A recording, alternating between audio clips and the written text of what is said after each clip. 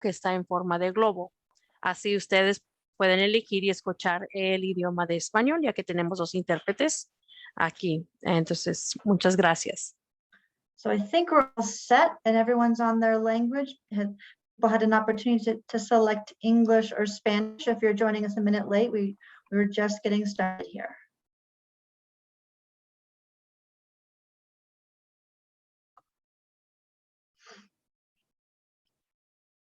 Great. So Ilda, as our chair, we've got an interpretation going, English and Spanish recordings going. Pamela and Patricia are set up. Do you want to take it away with our agenda? Of course. Thank you so much, Natalie, and welcome everybody. Bienvenidos a todos. I'm really excited to get this group here together and to talk about best practices of community engagement. As usual, I would like to start with our land acknowledgement, and really why we do this land acknowledgement is to recognize that the land is an expression of gratitude and appreciation to those whose territories we reside on, and a way of honoring the indigenous people who have been living and working in the land from time immemorial. It is important to understand the long history that has brought us and you to reside on this land and to seek understanding of the place within that history. Land acknowledgements do not exist on past tense. Many people seem to think that, or in a historical context. Colonialism is a current ongoing process that we need to build our mindfulness on our present participation. And it's also worth noting that land acknowledgement, it's an indigenous protocol. So as we begin, we acknowledge that the land we live, work, learn, and commute is on the original homeland of many tribal nations, and we acknowledge the painful history of genocide and forced removal from this territory. We honor and respect the many diverse indigenous people still connected to the land in which we gather. And as always, I kind of put our link if you would like to shout out the land in which you are coming from as part of our health equity group. And excuse my voice, I am just getting over a cold, so I'm a little nasally. So, but well, we'll begin really quick with roll call. And folks, if you see me looking on this side, it's just I have my second screen. But I'll begin with our community engagement subcommittee members. Dominique Gomez. Present. Jamie Valdez. Jaime. Present. Kimberly Mendoza Cook. Present. Mara Broshi Wikshar. And please correct me if I'm mispronouncing your name. No problem. Present, and it's Mara. Mara. Right. Thank you so much, Mara. Marsha Nelson. Here. And Jonathan Asher. Okay, I think we're only missing one subcommittee member. And Ilda, if I can just for a second. So we also have Elizabeth Schroeder joining us, and Elizabeth is new to the EJ Action Task Force and is going to be replacing Megan Holcomb. And so Elizabeth, if you want to just take a second to introduce yourself, but she'll be joining this subcommittee as of today. Thanks, Lubna. Hi, everyone. Like Lubna said, my name is Elizabeth Schroeder. I am the Water Planning and Community Outreach Specialist with the Colorado Water Conservation Board. And so I will be taking Megan Holcomb's place as she is transitioning out of her job, and will be the Department of Natural Resources rep, and just really honored to be a part of this task force and listening in on a couple of subcommittee meetings to see where I might best fit in, and yeah, thank you for having me. And I've been listening in on all of the meetings so far, so nice to meet all of you, and thanks.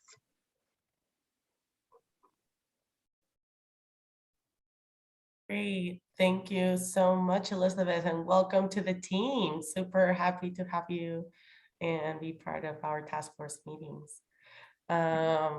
So this kind of moves us a little bit into our icebreaker for folks, and wanted to have this icebreaker as we're going to be getting into conversations around focus groups.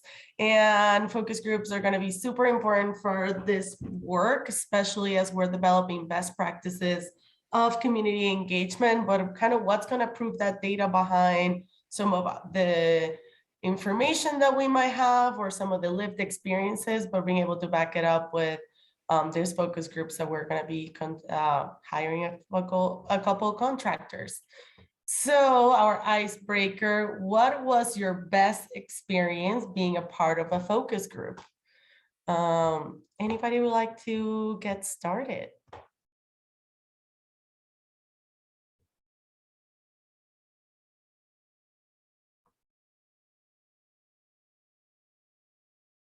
If we don't have any takers, maybe I can get a stab at it and get us going.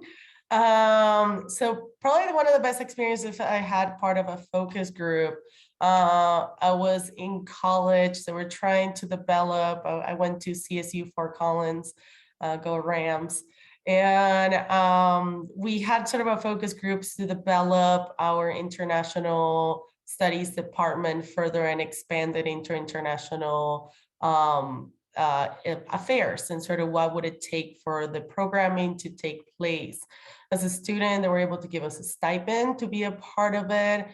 They were able actually to support us and give us extra credit in certain classes as we're about to graduate, which was really exciting for as a student, just being able to know that there was a possibility of a point or two for extra credit.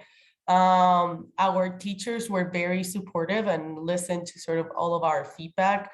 It was not only notes were taken, but we were like audio recorded, so they wouldn't miss any of those documentation pieces. And something that was really great for me, it was sort of being able to see it as part of a sort of document that was being able to be delivered to us as students, or sort of what will be the next steps that the university will be able to partake in order for this process to move forward.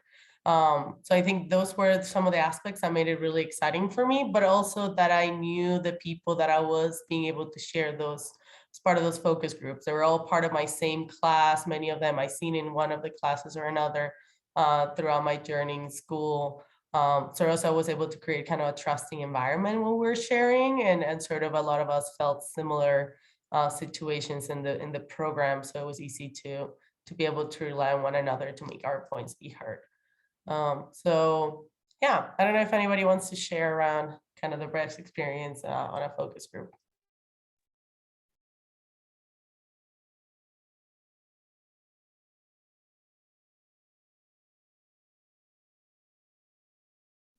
I'll go ahead and go.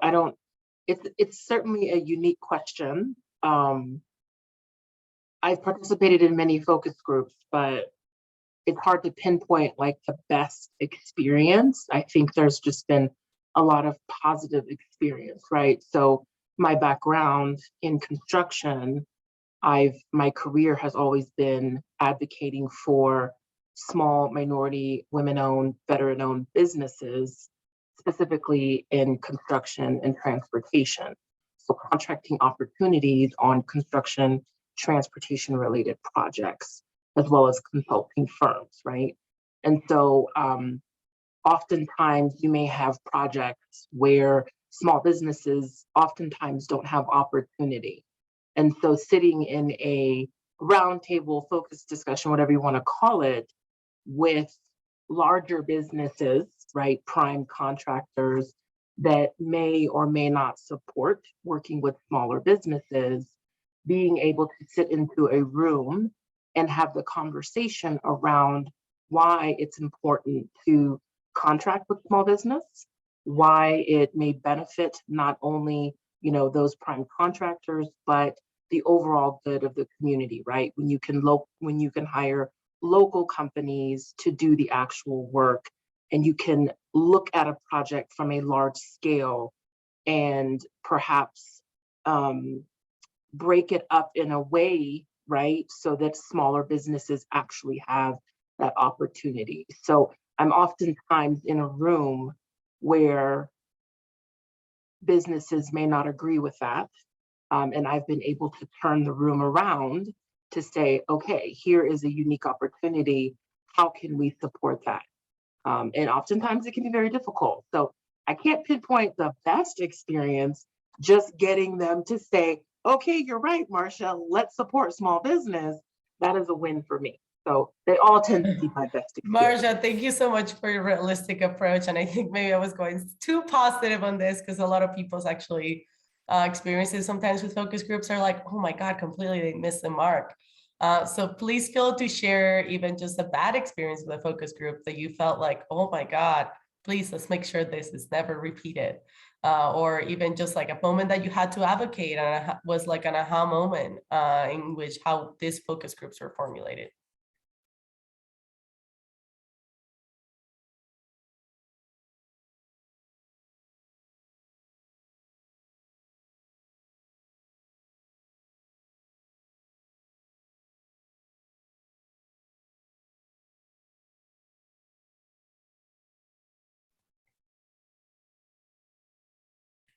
I give a couple more minutes if folks wanted to share. If not, please feel free to add anything to the chat. Icebreakers are not mandatory, but nice to participate. Then let's get us going in our updates on hiring contractor for focus groups. Maybe Natalie, maybe I can kick it to you a little bit on the administrative pieces, and I can kick it off and sort of identifying folks for the process. Sure, and I think just before we hop to that, I wanted to just let everyone take a look at the summary of last month's meeting notes that I shared out via email. I just put in the chat there. So I think just as an FYI, I don't know if you want to sort of walk through where we left off or if we want to keep rolling. I think either works, but just to give folks a chance to review. If you'd like to review after this meeting, if you catch anything that you want to revise, please do let us know.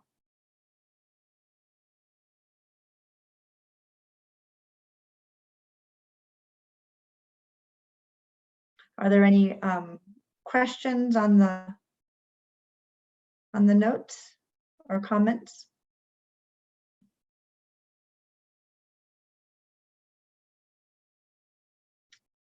Great, so I think we can shift then into the focus group contractor and kind of where that stands. Do you want to just set that stage, Ilda? Would that be helpful? Great, well, and thanks so much to Ilda for really spearheading this effort. So what we are envisioning and working towards is to create, to hire a contractor who can convene focus groups to help provide feedback and input and guidance on the scope of this working group, which is, what are the best practices for community engagement and what can we learn from each other. So in addition to the work and the expertise that all of you bring to this working group, Ilda especially proposed that we need to hear from more people across the state of Colorado to really learn what does effective community engagement look like and how can we ensure that we're learning from lessons from all of us and from others across the state when it comes to what are the recommendations that come out of this body. And so what we did was we put together sort of a terms of reference or scope of work for a contractor. And I think as Ilda mentioned, it could actually be multiple contractors to convene a series of focus groups with different demographics and geographic location in Colorado to compile feedback. And we see this as an ongoing process. So while the best practices for community engagement subcommittee will continue working, there will also be these focus convened, and we will be working closely, I think, especially as the staff person for the subcommittee. I'll be working with that contractor to share regular updates, and we'll likely have that contractor come and share progress reports at upcoming subcommittee meetings. And so the stage where we are now is thinking about who might be a strong candidate for this kind of a contract. I sent the sort of details and a brief summary out to all of the subcommittee members last week, just so people have a chance to take a look at that or think about maybe facilitators and contractors you've worked with in the past that might have some experience to bring to this type of a contract. So I think for today, and I want to pass it back to Il to sort of add in or fill in more details, since a lot of this is really coming from your ideas and inspiration. But I think we're hoping for today is to kind of is to reach agreement on what is the process for selecting the contractor going forward, so we don't cause further delay. And also just, again, to get input from all subcommittee members and task force members who might on possible individuals or firms who'd be well positioned to help with these focus groups. I hand it back to you, Ilda.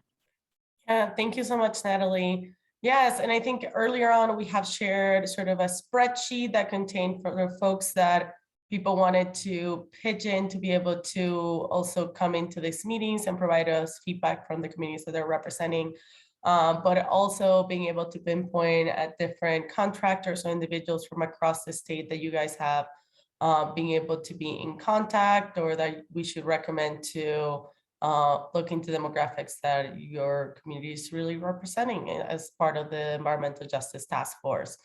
As part of that, I think one of the pieces, we will always like to create subgroups and subgroups, but we definitely would need a group of individuals that would like to partake in the final selection, sort of support and management and guidance for this contractor, and sort of be the points of contact for our team as questions may arise in the process.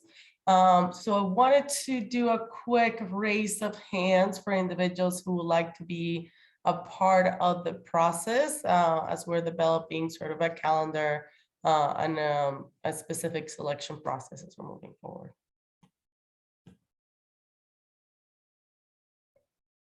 Any hands? Dominic, thank you so much. Yeah, I'm happy to be part of that. No problem. I can as well, Ilda.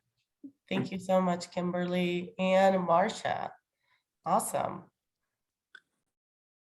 Perfect. And the deliverables of this, as Natalie has elevated it here, so it's facilitating 4 focus groups or forum, engaging with community members and stakeholders directly in preparation for those meetings, document all community engagement and communication, sort of, so that could be used as a report out and data points as we're providing our recommendations. Also participate in planning meetings as needed. Prepare and submit all required community engagement focus groups related communications to CDPHE and Office of Environmental Justice. So those are sort of the main areas of focus. So please, folks outside of this subcommittee of the subcommittee, you're more than welcome to still provide us individuals, and maybe if your time doesn't allow it at this time to be able to provide the extra support, but we're happy to receive individuals that could be useful for this space.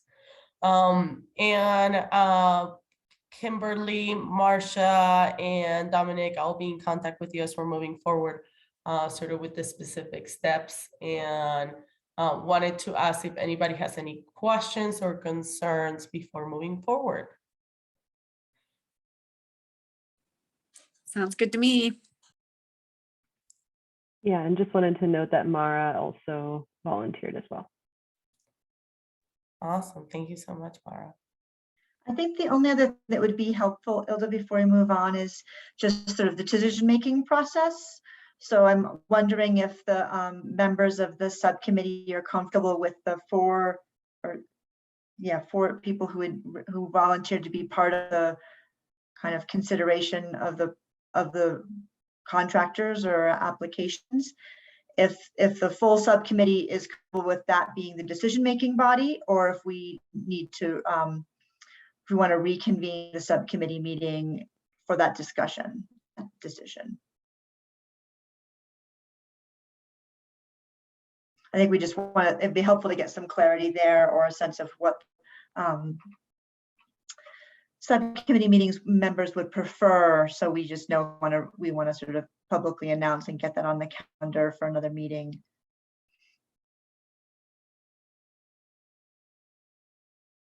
So I think the question is, the subcommittee members who are not on, who didn't volunteer to be part of the decision-making process, are you comfortable with the others making that decision on behalf of the whole subcommittee? Please feel free to put a thumbs up.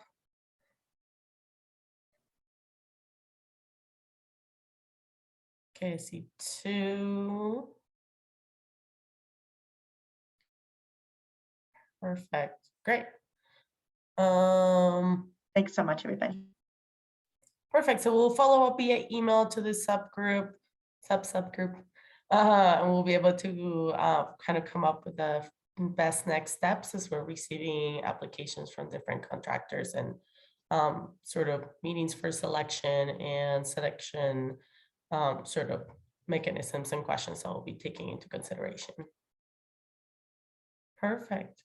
Well, thank you so much. And this sort of leads us also into a conversation and really as a presentation from individuals in the field that have been doing this work, this kind of connection with community members and being able to participate in kind of driven their career in community engagement and best practices. And sort of we have a couple guests today. As our first guest, we have Sean Davis. Sean Davis has developed an intensive experience through the Colorado Prevention Center.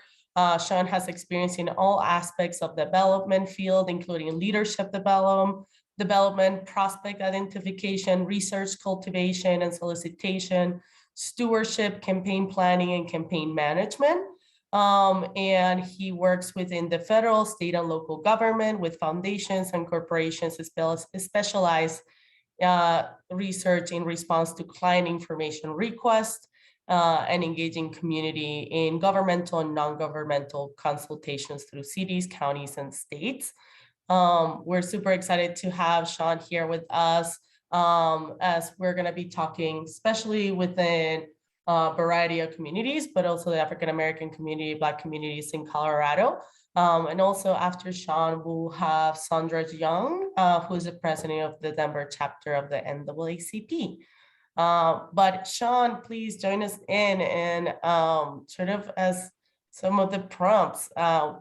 Please, if you want to talk a little bit more about yourself. Yeah. Sure. So I'll just give you a little of my background.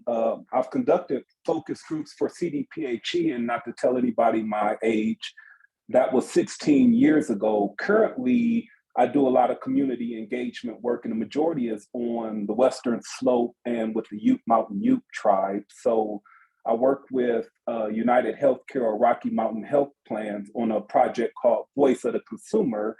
And so what the project entails is hearing the voice of the underserved as it pertains to Medicaid. So mainly the monolingual Spanish speaking, the low income, people with disabilities, and also minorities on that project. And so that project covers 22 counties. So everything from Larimer County all the way to the Utah border, so Moffett County, Mesa County, all the way down into the Four Corners in the southwestern part of the state. I've also done a lot of work in the Denver metro area, Aurora, Colorado Springs, in addition to the Denver metro area, Pueblo, and I've worked in about 40 of the 64 counties around the state of Colorado doing community engagement work. So when our approach to community engagement is a little different. We usually don't just focus on focus groups, but usually focus groups and key informant interviews. The first thing we try to do is really identify who the leaders are in the community and also to get an understanding of how the community perceives the issue, because a lot of times communities perceive the issue very different than professionals do. And so in framing the questions for the focus groups, it's really key to get an idea of how the issue is playing out at the local level in a local community. And so I know a lot of times, as we do focus groups, and especially with the state, while we focus on certain racial or ethnic groups, I tend to also focus geographically, because I think a lot of the issues do tend to align more along where the person is located throughout the state, as opposed to some of the other characteristics. We do provide incentives for the participants, usually gift cards and also childcare. Usually any of the work we do none of the work usually is translated. Usually when it involves the Spanish-speaking community, the focus groups are actually in Spanish, because I think if you just translate it, then there's issues related to the meaning. And so we usually try to avoid translation and usually use more of a transcreation process where we have the focus groups actually in Spanish. Usually the best times, I would argue, are the evenings or the weekends, and usually when it's best for the participants. So we try to adhere to a schedule that works for them as opposed to a time, but usually evenings, and also so for working parents and mothers, sometimes right after they drop their kids off from school. That was very effective. What is the best way to communicate? I think usually with the community leaders is the best way. So we spend a lot of time really establishing relationships with the community. And if we could have my ideal engagement for the community is really getting the full participation. So not just asking questions, but really see what kind of change they want to see in the community, and then working backwards to see how to make that happen. Thank you so much, Sean. And Sure. you mentioned a little bit about sort of being able to have a thorough understanding and being able to do it in those spaces and those communities. What are the best practices that you guys have seen to actually get people to turn out? Because I think that's such a hard part of it. It's not just people being able to be informed, but being able to actually know the day of the meeting, that the meetings are accessible. What has been the best practices that you guys have seen? I would argue it's usually the recruiter. So usually if you're looking at community health workers, promotors, patient navigators in the health space, if you're in the school space, then a lot of the aides, and also parents, the parent-teacher coalition. So it's really important to, I would say the outreach is, you're right, part of the biggest, whoever is inviting them has to be somebody that they feel totally comfortable with. It has to be in a space also that they feel very comfortable at also. Thank you so much, Sean. I want to open it to any of the task force members or community members who you feel free to dropping any questions that you may have that are observing here the conversation before kind of, I know we're actually a little bit ahead of time. We never are, which is great. But before kind of more of my aspirational questions at the end for Sean.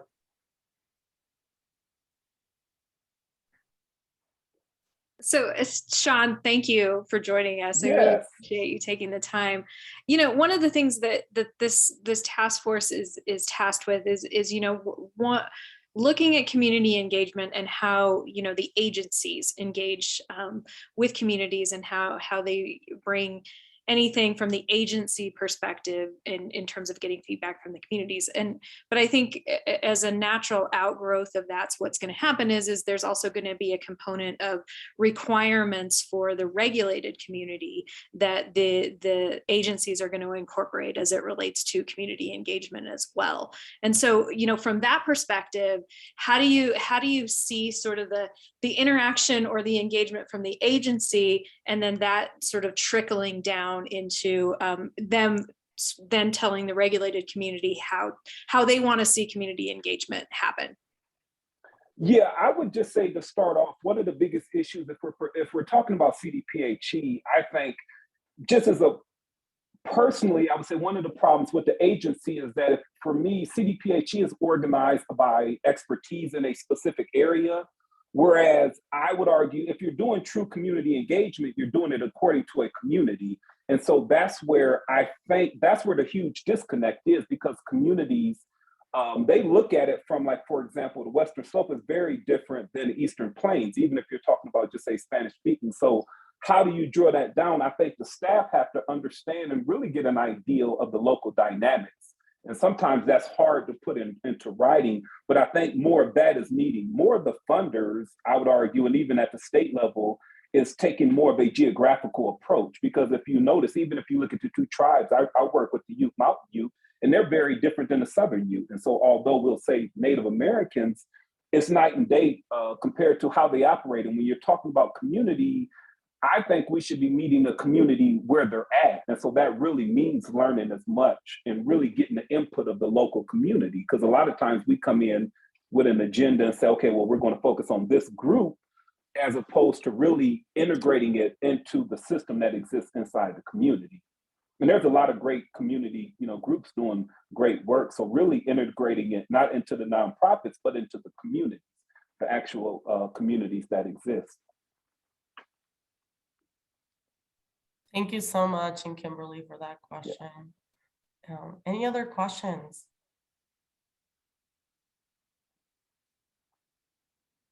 Also, community members, you're more than welcome to drop any in the chat if you may have one.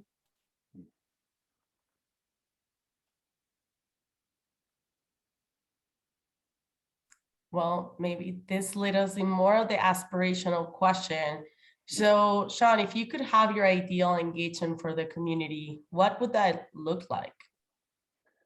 What I would like is a model similar to, and I'm gonna steal what the Colorado Trust does. I love their model where they actually have what they call community partnerships. And so it's designed according to each community. So they got them, I believe, about 40 around the state. So what that is the community determines what's important. It's not the departments that determines what's important, or just say the organizations. The community says these are the most important things, and then they're trained. And so a key part of what we don't discuss in community engagement is it's the assumption that the community is at a level to be ready to, to be engaged. And so a lot of the communities need trainings on how to engage, understanding how systems work. So a lot of that would take place in addition to us just reaching out to the communities. So that is something I consider part of my ideal and something we're actually working towards.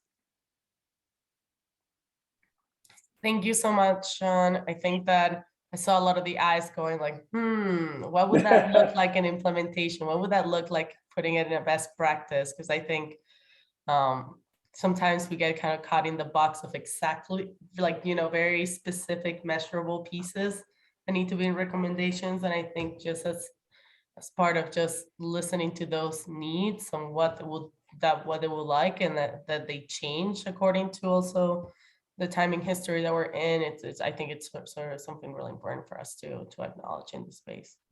Yeah, you mentioned it, Hilda. So what it's turned into a little bit when we talk about community engagement is, we have to hear from X, Y, and Z group, as opposed to let's keep X, Y, and Z community engaged. And so I think if we do have the communities engaged, it's not an issue of how or if we reach out to them, because they're built into our process.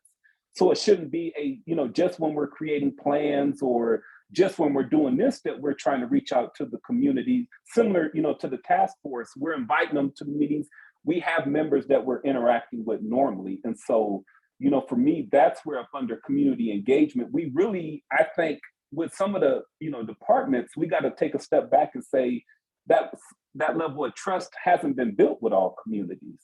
A lot of times we only reach out to them when we need them. And so it's creating, really a comfort level with them, knowing that we're partners in this. Thank you, Sean. Anything, JD, do you have a question? Yes. Hey, Sean, just so you know, hey, how are you? I'm just a general public. So, the one thing that I'm having a problem with here, and I'm so glad you mentioned the differences, because I live on the Eastern Plains. Yes. And the mindset's way different. But anyway, to get to the question, the issue that I'm finding is, and I mean this from the heart, so don't take any of it. But the CDPHE, for a lot of people, they are the enemy. And so what I think a lot of times, a lot of them, they come in like it's as if they're the Messiah. Can you comment on this a little bit, or something just to kind of clarify the position that I've been seeing and recognizing? Yeah, and I think part of the issue, even if you look at, like you said, I won't name departments, but you're right, inside of CDPHE, part of what happens is every 3 years or every few years, we say, well, we're going to get the community's input. So we'll ask the community's input, and then we'll put together a report. And even if we include them in the report, nothing gets really done. So I would say we have to be cautious of how we involve the community, because asking them to speak up and come out and then nothing changes really does a lot of damage, as it pertains to trust. And then there's other issues at CDPHE, depending upon where you fall as it pertains to the vaccines, because CDPHE is a part of that. But yeah, historically, we have tried over the last 10 years to engage the communities, but we haven't done a good job of creating any processes to where we follow up, and then each time we go back to the community, it's to a different group. We don't report back and maintain the relationships that we do establish with the community. Hey, Sean, just to add credence to what you're saying, a lot of the Black Lives Matter folks came in through some of the areas, particularly Windsor, and they like poked a hole in the hornet's nest, and then they left, and people like me were stuck here. And then just so you know, and it's been a couple months now, and the reason I'm doing this, I want people to understand what's going on. Just a couple months ago, I thought it was sooner. We had rocks thrown at the house. At least they were polite. They didn't break the windows. So this is serious stuff. So it's important that if you're going to come into the communities, I want to support what you're saying is you really have a deep understanding. Yeah.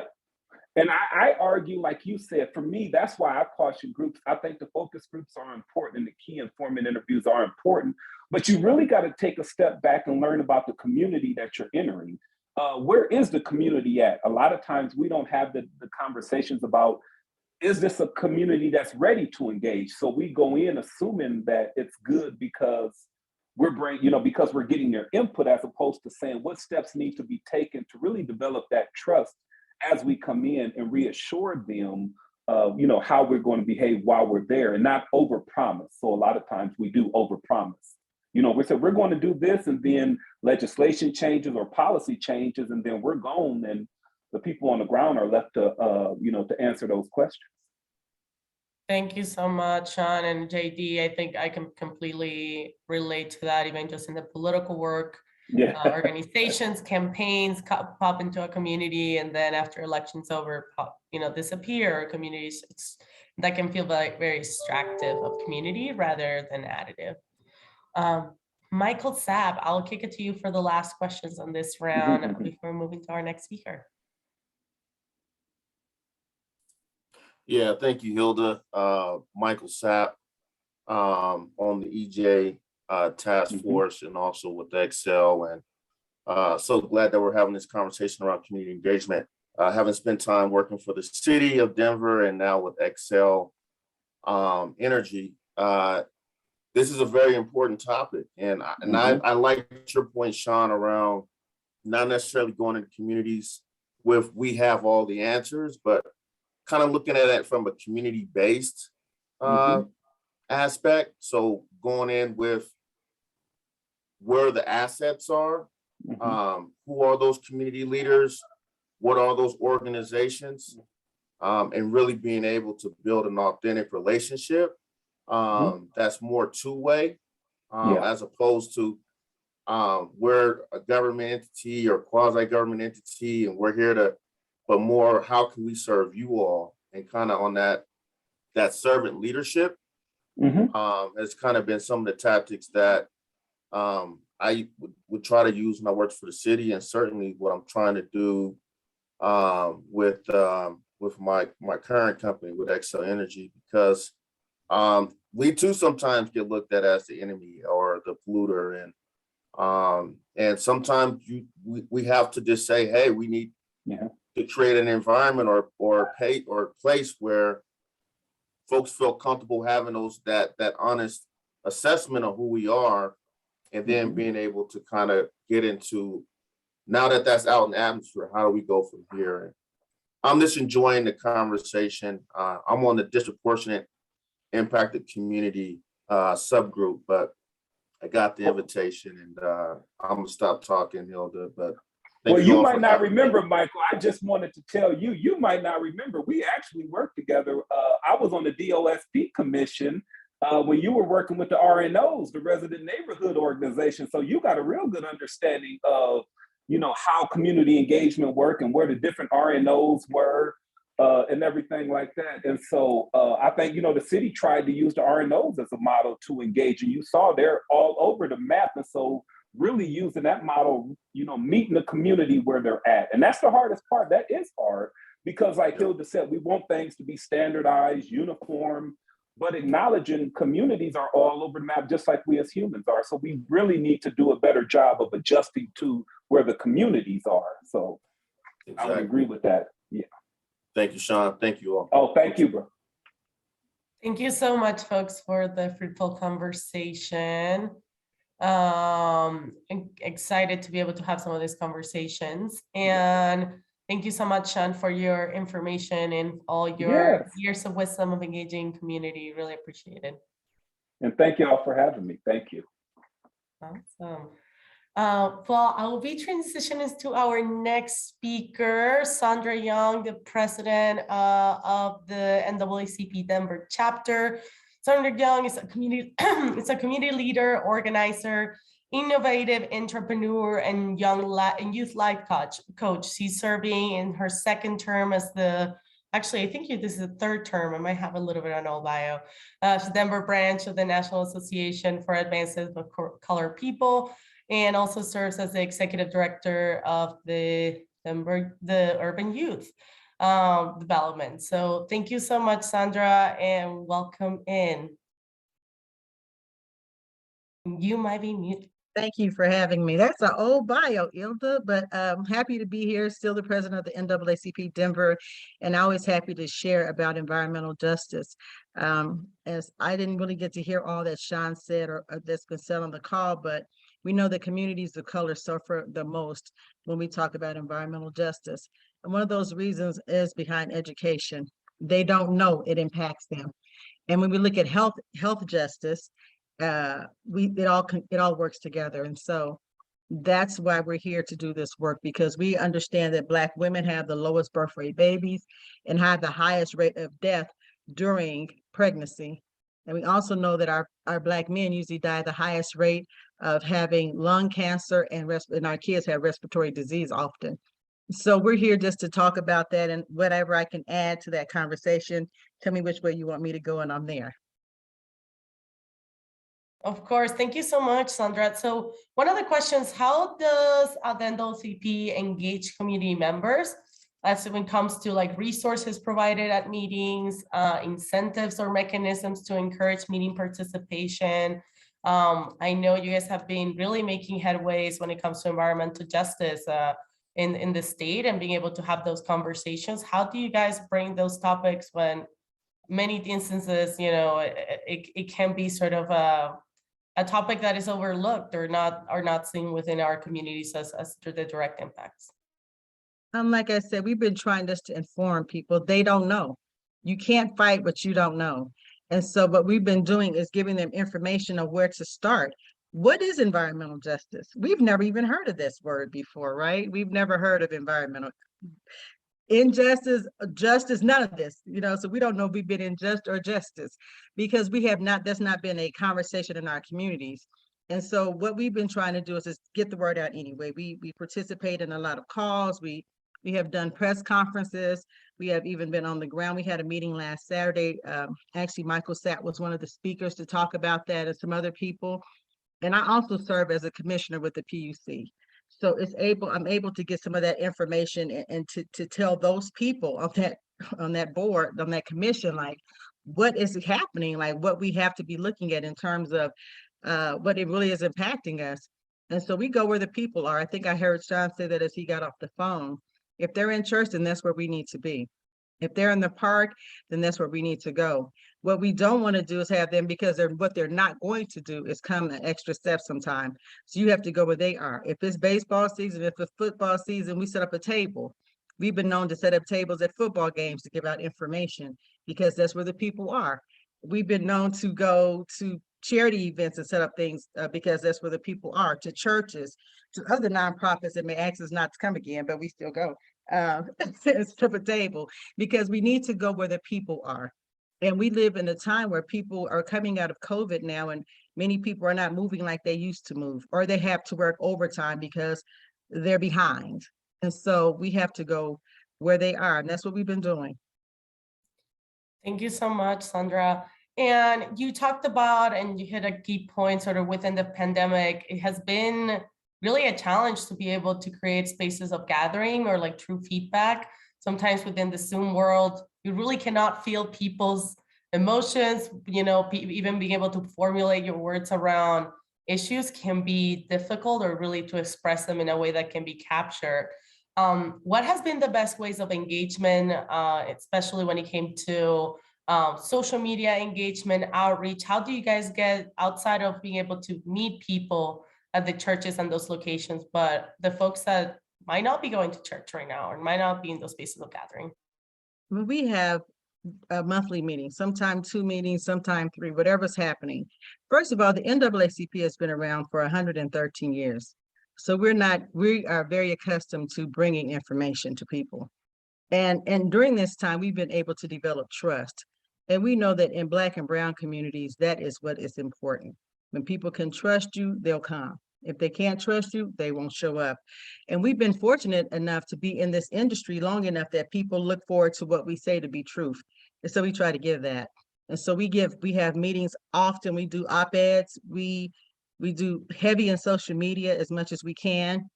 And we do newsletters. We go to nursing homes, nursing facilities, homeless shelters. We want people to know, just to know what's going on in their community, that it really impacts their lives. So like I said, we have a trusted name that has been around 113 years. And so when you say the NAACP, especially Black people, they take notice because they know this is the work that we do. And we are the only Black civil rights organization that has ever wrote legislation. So that stands us out differently also. So when we do this work, we're just not talking, we're looking to how to regulate this work to make it work for people. And so that is one of the things that has been our saving grace, I guess, in so many words, to be able to give that and to be able to back that up. And we've been able to do that even from the top on. Our national headquarters, which started in environmental justice about, I must say, like 10 years ago. Even working with other cultures, there's something called, I don't know if you guys have ever heard this, it's called the it's called the hip hop culture. And what they deal is just definitely strictly in environmental justice. And it's working with high-end performers. I think Jay-Z's on there, P. Diddy's on there, those kind of performers, really giving that information across the country to Black people about about environmental justice. Yeah, Sandra, and that's such an interesting point that you're mentioning. The Hip Hop Caucus and Reverend has really done an incredible work in that space. And I think that kind of leads us like probably, and we just had that conversation, CDPHE, some of these agencies are not the most trusted agents in this space. So do you recommend looking into influencers, into individuals being trusted in the community to provide also that messaging, as we know that maybe the state might not be the most trusted agent? Of course, I think that when you talk about what's happening, you have to talk about young people. And young people come where it's hip and hot and what's going on now. And the thing that the Hip Hop Caucus have been able to do is make environmental justice something that everybody's talking about. It's a hot topic, right? It's a hip topic. They have people on there, they, are not broke down talking about, environmental, have hip people on there. And I think sometimes we have to go, I was reading today, if you want to do something new, sometimes you have to make a culture shift. You have to be willing to step out and do some different stuff to get a different response. And so that's always what you want to do. When you're a leader, when you're leading anything, you need to look at how things look differently. Take the chance to make something, have a party around environmental justice. But if you never take the chance, you'll never know what the result could be. And I think that's what we have to start looking at when we talk about environmental justice, something new to our communities, something especially new to our children to be looking at, and what's really impacting our youth, right? They don't understand, just even breathing in the smoke of row houses. They don't understand how that impacts their lives. So it's up to us to teach them in different ways. and ways are not always the same, and we have to be open to do different things to get different results. Yeah, and in order, I think these recommendations will require a culture shift between many of these agencies. And I think it's good for us to think about it, not just exactly sort of within the status quo that this is working, but what is a culture shift that needs to happen within different agencies to really do this work. I want to open it really quick before I get into my aspirational question, but members of the subcommittee or members of the community, if you guys have any questions, if you folks have any questions. Yes, Jaime. Thanks, Hilda. Thank you for being here with us and your time answering our questions, all the information you're sharing.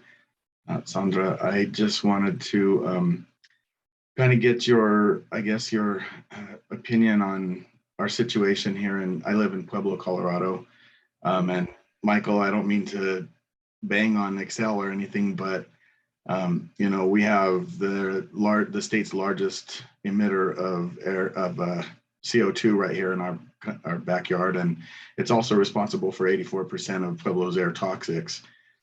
We see disparate health impacts, respiratory and cardiovascular impacts on our community, and yet whenever we try to do anything to enact, you know, protections against those impacts, we're met with a narrative that well, first of all, we're nearly 50% Latin American and indigenous community, and the Excel has done a great job of promoting this narrative that their workforce and the unions that represent them also represent our local Latin American and indigenous communities, all of whom are being polluted, but only a very, very small portion of whom are benefiting from good jobs at that plant. And so it becomes this narrative where the company and the unions are both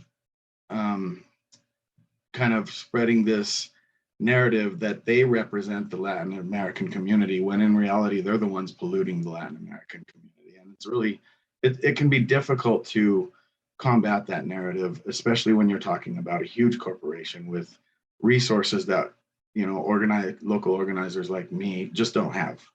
So what would you suggest, maybe, I guess? That's a hard one. I think that, you know, I know that the NAACP has been in Pueblo and Colorado Springs. When you say air pollutants, I'm imagining that you're talking about coal, heating. And so we had a whole coal case. That's what we called it, the cold case war, and to get those out of those communities of color. And so we are still fighting with those. I think we were able to shut down 2. And so we're still fighting to shut down the rest of those. I don't know exactly, I would have to defer to Michael Sapp on how is Excel really looking to remove those coal plants? And what is the timeline? And that would be what you needed to work within. Do you know what the timeline is? Yeah, I think, Sandra, I think and I would look to Lubna and obviously Antifoya, who's the chair or at least vice chair of our Environmental Justice Action Task Force.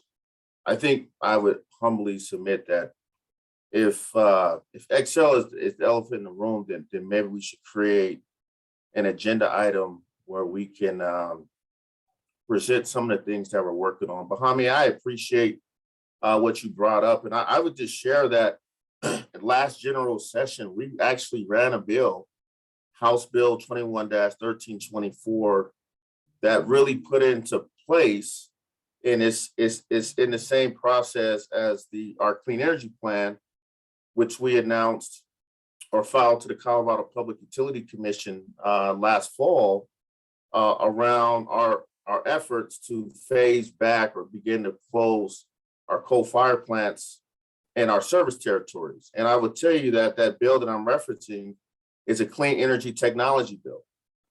So as we begin to phase down from coal-fired plants to whether it's wind, solar, or natural gas, that we're working with communities in Pueblo, in Pawnee, in Routt County to identify new workforce skills.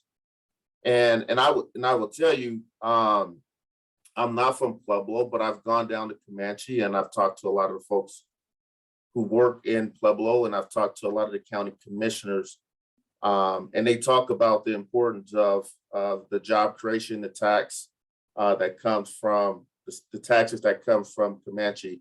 I'm not here to get into a dispute around, because I think you're right. I think that's why, a few years back, Excel announced one of the most audacious electric plans in the country to really begin to phase out coal-fired plants. It was an electric goal of 80% carbon reduction by 2030, 100% by 2050. We're at 87% carbon reduction in our service territory. We have a net zero goal on our natural gas side. We have a plan to have 1.5 million EVs out in our service territories by 2030 in partnership with Governor Polis's administration. And so I get the issues and I get the historical harms, and I think that's why this conversation is so important. But there are bills that we're running. There are statutory requirements that we must hit, whether it's on our gas, whether it's on our electric generation plants, and they're in motion. Colorado Public Utility Commission is looking at an 87% carbon reduction plan from Xcel Energy. It was supported by communities in Pueblo, in Boulder, in Denver County, and some of the other service areas that we're with. And we have more renewables on the system. We're talking about wind and solar, and so it's a process. But I think that, again, I would submit to Vice Chair Tafoya, and maybe that's we can figure out the tactics there, but there's a lot that we're doing in the space. And I think community engagement has to be two ways. And I'm still trying to figure out what that looks like without kind of coming off argumentative or because I don't live in Pueblo, and so I respect your truths, Jaime. Like, I respect where you're coming from, but we're not just sitting idle. We're not trying to keep Comanche open longer than we have. In our ERP, we're actually phasing out Comanche over the next decade. If you look at our plans specifically, beginning to reduce it until it's no longer operational. But we have an audacious task to ensure that we have lights and that folks that we have reliability and people's lights are on and people can plug in and tap into the internet and all of the things that our residents, our customers that we all take for granted, right? Just turning on your lights and being able to power your homes. And so how do we make sure that we're ensuring reliability for those customers as we begin to phase out, and also understanding that the technologies aren't quite there yet. So we've been in this space for a long time, since 2004. Happy to walk folks through. I don't know if this is the right time, but I would submit to. No, thank you, Michael. And I think that was a super important question to elevate from Jamie, especially as we have members from the public community in this space. But I think one of the pieces that sort of elevates is sort of further the trust that needs to be built, not just with the entities, but with the agencies, but the entities that are at play in this space.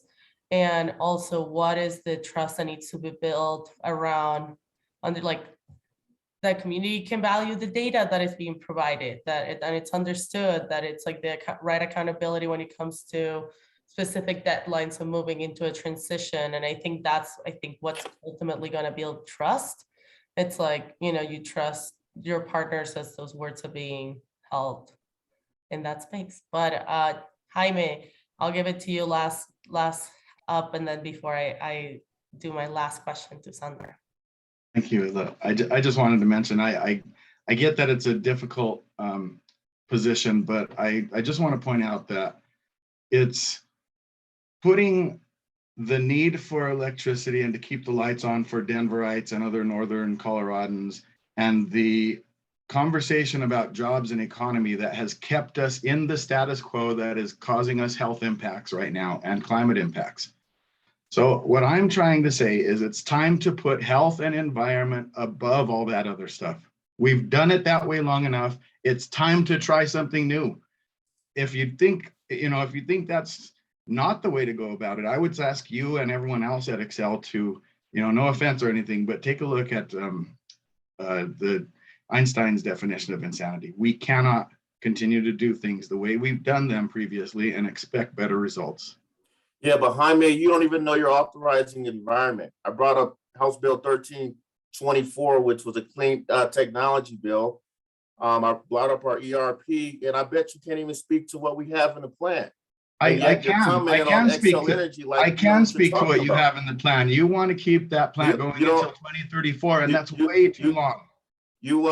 But I would tell you to go talk to your county commissioners, go talk to the city of Pueblo. And they know us it's Excel. We have a different relationship, and a relationship that we care deeply about. And so, but let's continue to have the dialogue. But I just don't, when I talk to you, I just don't know if you know what is in place at the Capitol. I do know what's in place. That's the point I'm trying to make, Michael. I've been doing this for a long time, and you coming and saying that you bet that I don't know what's going on in the ERP, that's, I mean, come on, bud. But the point here is this task force, the whole purpose behind it is to undo the injustices that you and other utility companies have perpetuated over the years. So can we do that or not? I think we all collectively can do that. I think it's deeper. Well, and I guess one of my did you take a shower this morning? Did you drive to work this morning? I drove from Trinidad today working on a public lands issue. Okay, it's not about what I did today. I'm just saying collectively, we're all trying to do what's right for our climate. Excel has a climate justice. Yeah, but Michael, Excel's best interests are not served by looking out for the best interests of the people of Pueblo. I would respect. Those are two different things. No, that's not true. Y'all have profits as your motive. We have our health and our lives. I think we're saying the same thing, Jaime. I really do. I don't. I think we're saying the same thing. Biggest frustration with this task force overall is that we have more people in favor of these industries that are the problem that we're here to solve than we do people who are advocating for the solution to that problem. Yeah. And all the industry people do is defend the industries that have caused the problems that have gotten us here in the first place. Perfect example right here and now. Yeah, I mean, we will agree to disagree. I think that we all have similar values and similar goals. But we respectfully disagree, and I stand by what I said. I mean, there are bills that are being passed. There are plans that have been submitted. Excel Energy is a fully regulated utility. We work with Colorado Energy Office. We work with Office of Consumer Counsel. We work with Michael, it's Energy Outreach Colorado, and we're in communities. We're in communities. We're working with them to identify renewable energy programs. Count that as something very positive when you don't live here. Yeah. And you don't live where I live, right? And so I live 4 blocks. We're not talking about where you live. I live 10 blocks from Malaria. We're talking about Pueblo, where you all have the #1 polluter of greenhouse gases in my community, not yours. From I-70, sir. So yeah, well, and I'm that's also not the one polluting my community. That's what we're talking about right now. I just want to step in, and I appreciate both of you and the perspectives that you bring, and there's so much truth here, and obviously some strong feelings, and with good reason. And so I just want to just take a moment, because I know that we are all on this task force together, and this is the crux of it, right? This is a hard problem, and there's a lot of different things happening. So I just want to just take a moment. You know, obviously we're getting into the into the passion part of this, and that's okay, because we bring our full selves and we bring our communities and we bring a history of injustice. And so like I appreciate all the emotion because it makes sense, but I just want to take a moment. Let's take a pause. I do feel like maybe we're getting to a place that is not 100% like sort of the, you know, the subcommittee focus. Like this is the crux of the issue. I don't want to take away from this conversation because this is the crux of our bigger focus as an overall task force. But for the subcommittee, you know, focused on sort of best practices, how to engage, you know, maybe just take a step and see if we can refocus. I agree, Dominique, and thank you. I'm actually having a good time because this is community engagement. I guess I'll just stop. The only thing I'll say is, how do we do community engagement, Hilda and others? If you have utilities here, right? I represent the largest electric and gas utility. How do we do community engagement better? Thank you so much, folks, for this conversation. And I would agree. I think the community engagement is not situated just to the agencies, but I think it's to the agents that are being regulated as well.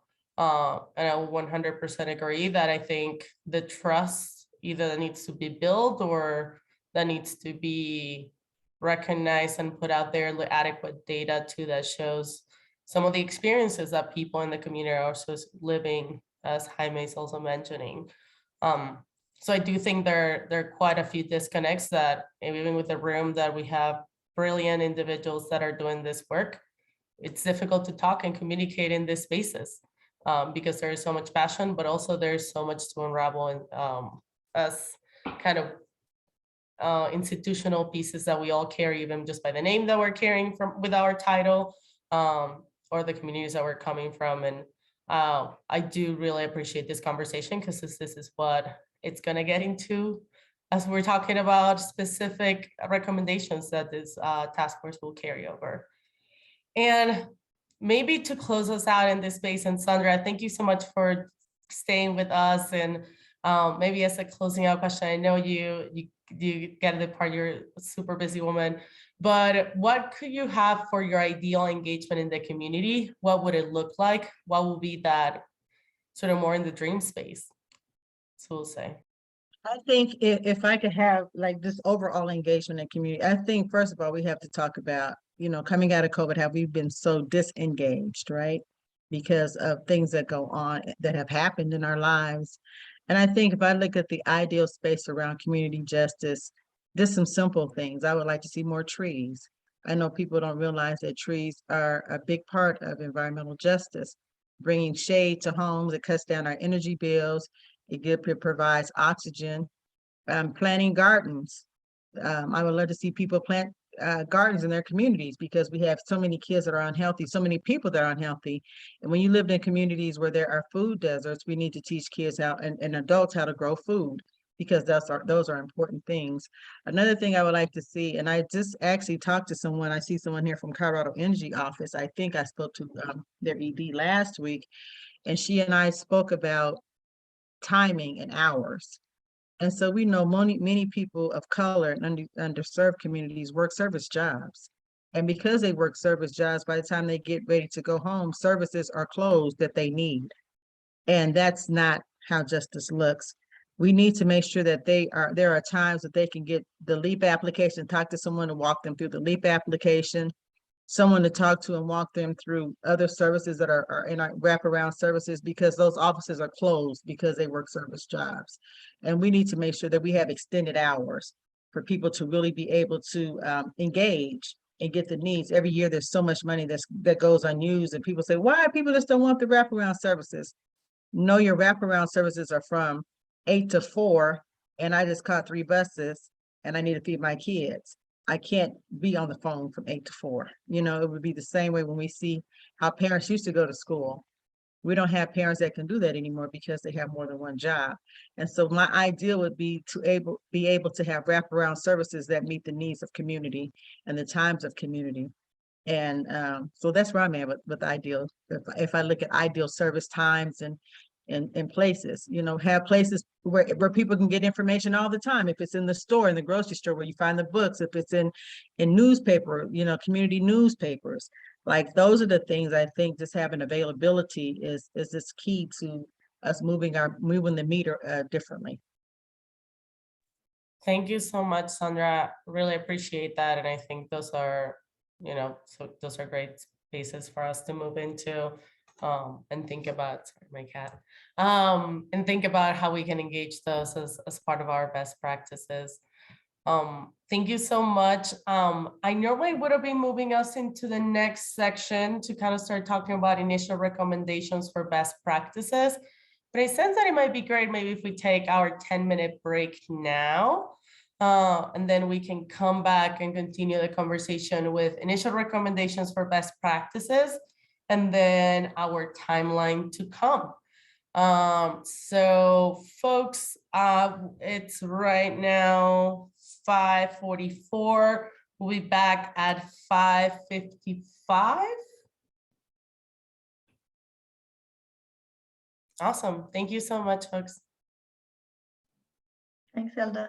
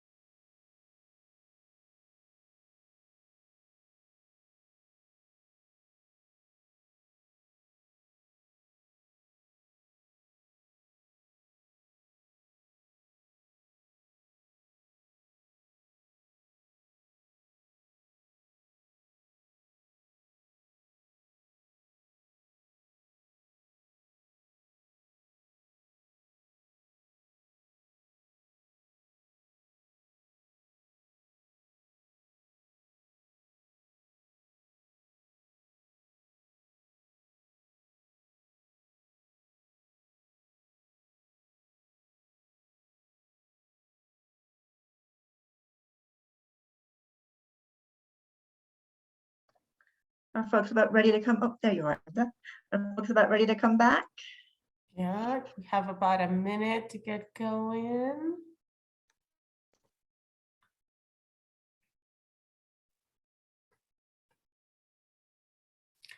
And if folks can let us know when you're back with a thumbs up, that would be great if you're off camera, or please feel free to come off camera. Michael, I see you.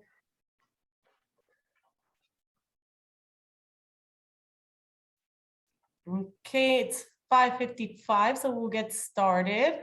And one of the pieces that we need to start developing as our focus groups are happening are our actual recommendations and best practices. On our first day, Natalie and Lovna and the team were able to do sort of a presentation on the Environmental Justice Act and the best practices that were elevated throughout it. Though there's some that are within gray areas, some that are pretty straightforward, but wanted to bring those into our conversation right now. So Natalie, if you can get us into the next slide. Great, thank you, Hilda. So yes, what I want to do is just kind of quickly walk through, and just looking at the time, we've got a little over half an hour to start this conversation. This, of course, is not the end of the conversation or the only opportunity to have the conversation, but want to kind of get those wheels churning in terms of what are the recommendations and input on this subcommittee on best practices as defined in the EJ Act. Make sure. So I just quickly wanted to kind of ground us in the ambition and innovation and change that the Environmental Justice Act has come for, and then refresh our recollection of what are the 6 best practices that the subcommittee is charged with addressing, and then I just propose that we start a conversation to hear from subcommittee members about 3 of the 6, and then we can discuss the other 3 on a future subcommittee meeting. And before going into best practices themselves, I find myself drawn back to the goals as stated in the Environmental Justice Act, and so I wanted to share that with all of you today as a starting place. And the language here, I added the bolding and the underlining, but these are quotes taken straight from our Environmental Justice Act for the state of Colorado. Just starting with, why are we doing community engagement and engagement of disproportionately impacted communities? First and foremost, we're working to build trust and transparency, and that came up a lot in our conversation and what we heard from our speakers today. But we want to go beyond just building that trust or capturing input from community members, but to find that things are actually changing. So the Environmental Justice Act tells us that we should be providing meaningful opportunities to influence public policy.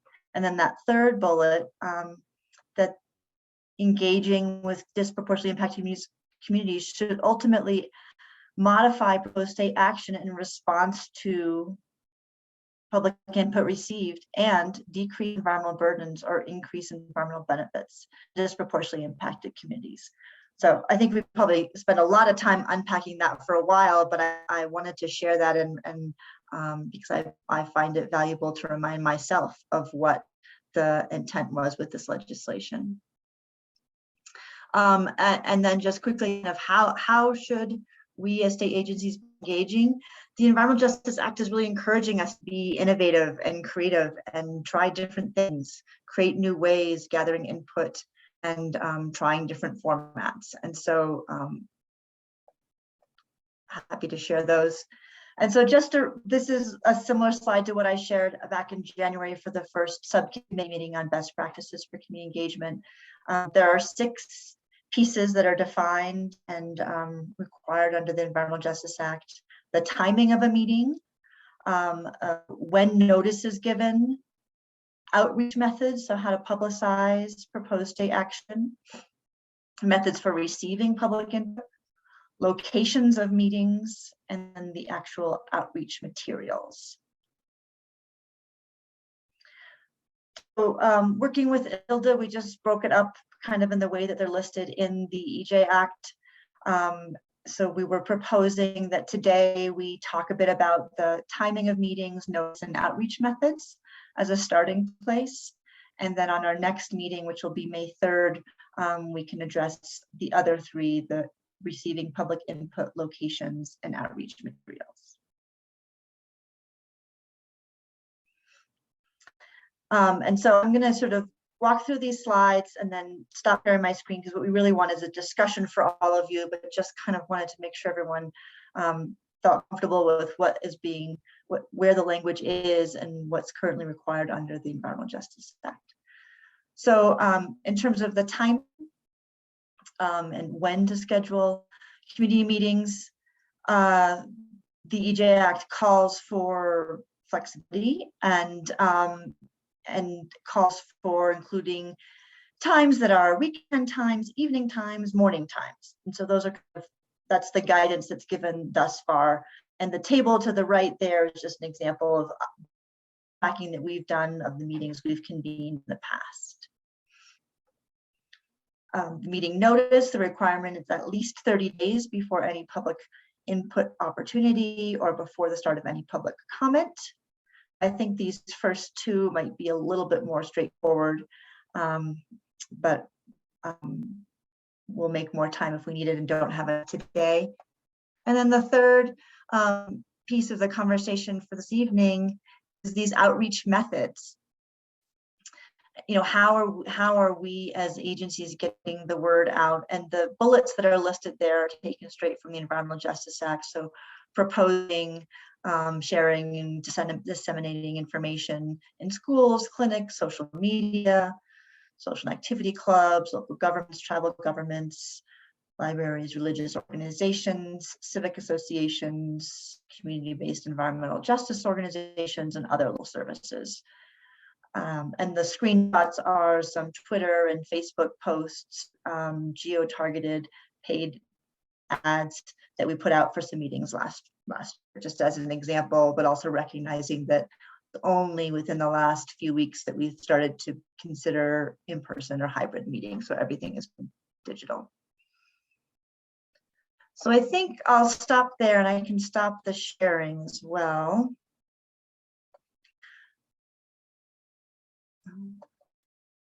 So we can have a bit more of a conversation, but just wondering if we can take those three components, those three examples of best practices, and have a conversation and hear from you all if you think the language there working and is effective, if you have adjustments or amendments you'd suggest changing, or if it's really off the mark and needs more revision. And again, we're going to kind of keep coming back to these. This conversation, and there'll be more opportunity for input, but wanted to sort of start the conversation here. But I want to pause and check in with Ida and Lubna before proceeding into conversation, just in case there's input or pieces that would be valuable to add at this point.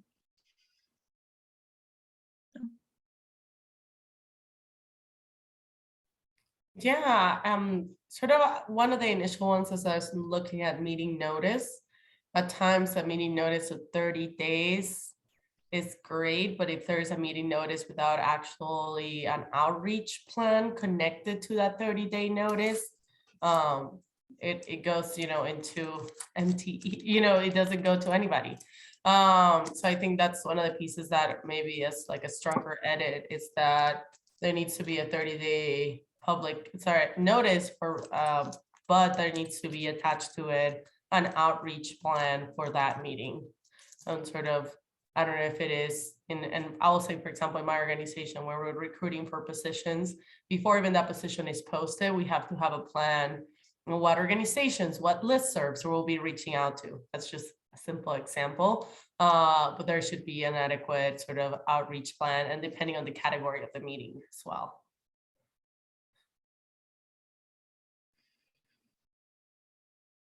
Thanks, Ilda. If other folks have comments, if you want to raise your hand or share comments in the chat, would be great.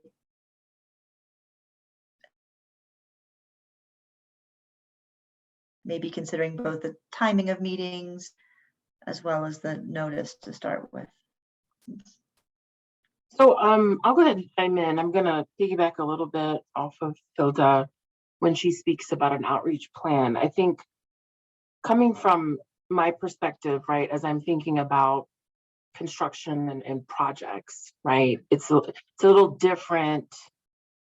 So, okay, let me take that back. When I think of outreach and engagement, I tie it to a project, right? And there are many different types of projects. So like a random example, you might have building a new roadway, which is one type of project. And then you may have a project that is renovating a building, which is installing a door and a window in an existing building. There are different types of projects. So when I look at community engagement, typically I'll look at there's different layers and types of engagement. So when we think of outreach and engagement, I think you have to be fluid. You have to be willing to be open. It's never like a one-stop shop and the same for every type. Some of them may be the same, but you have to understand looking at the project, the location that you're in, and designing a plan that fits that community, which is something we heard today, right? Like you go to the community, you meet them at their level. And so when you think of plans, it has to be tailored to that project, that area, that community. So it's really hard to say this should be X and that's it. We might be defeating the purpose when we say we want to have meaningful engagement with folks and communities. Yeah, Marsha, 100%. I think definitely the outreach plan will depend on the communities that are affected by the plan or the communities that are benefited by the plan.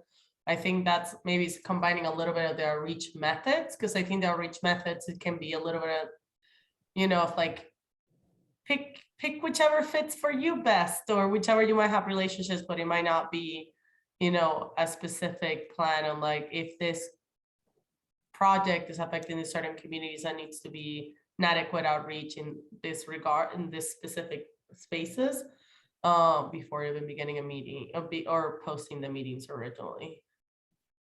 Right, and that only comes when you get to know the community, right? So that's where that whole relationship comes into play. You can't just assume. So it's always a unique thing when you try to say this should be the process.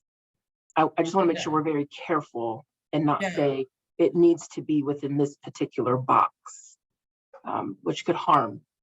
Yeah, and maybe if I'm hearing you right, like it is even before any of these projects that require meetings and sort of in this space, understanding who is the audience. And maybe being able to have, I don't know if it's an analysis or a background of what communities are going to be affected or engaged in this mechanism before even beginning some of these projects. Kimberly.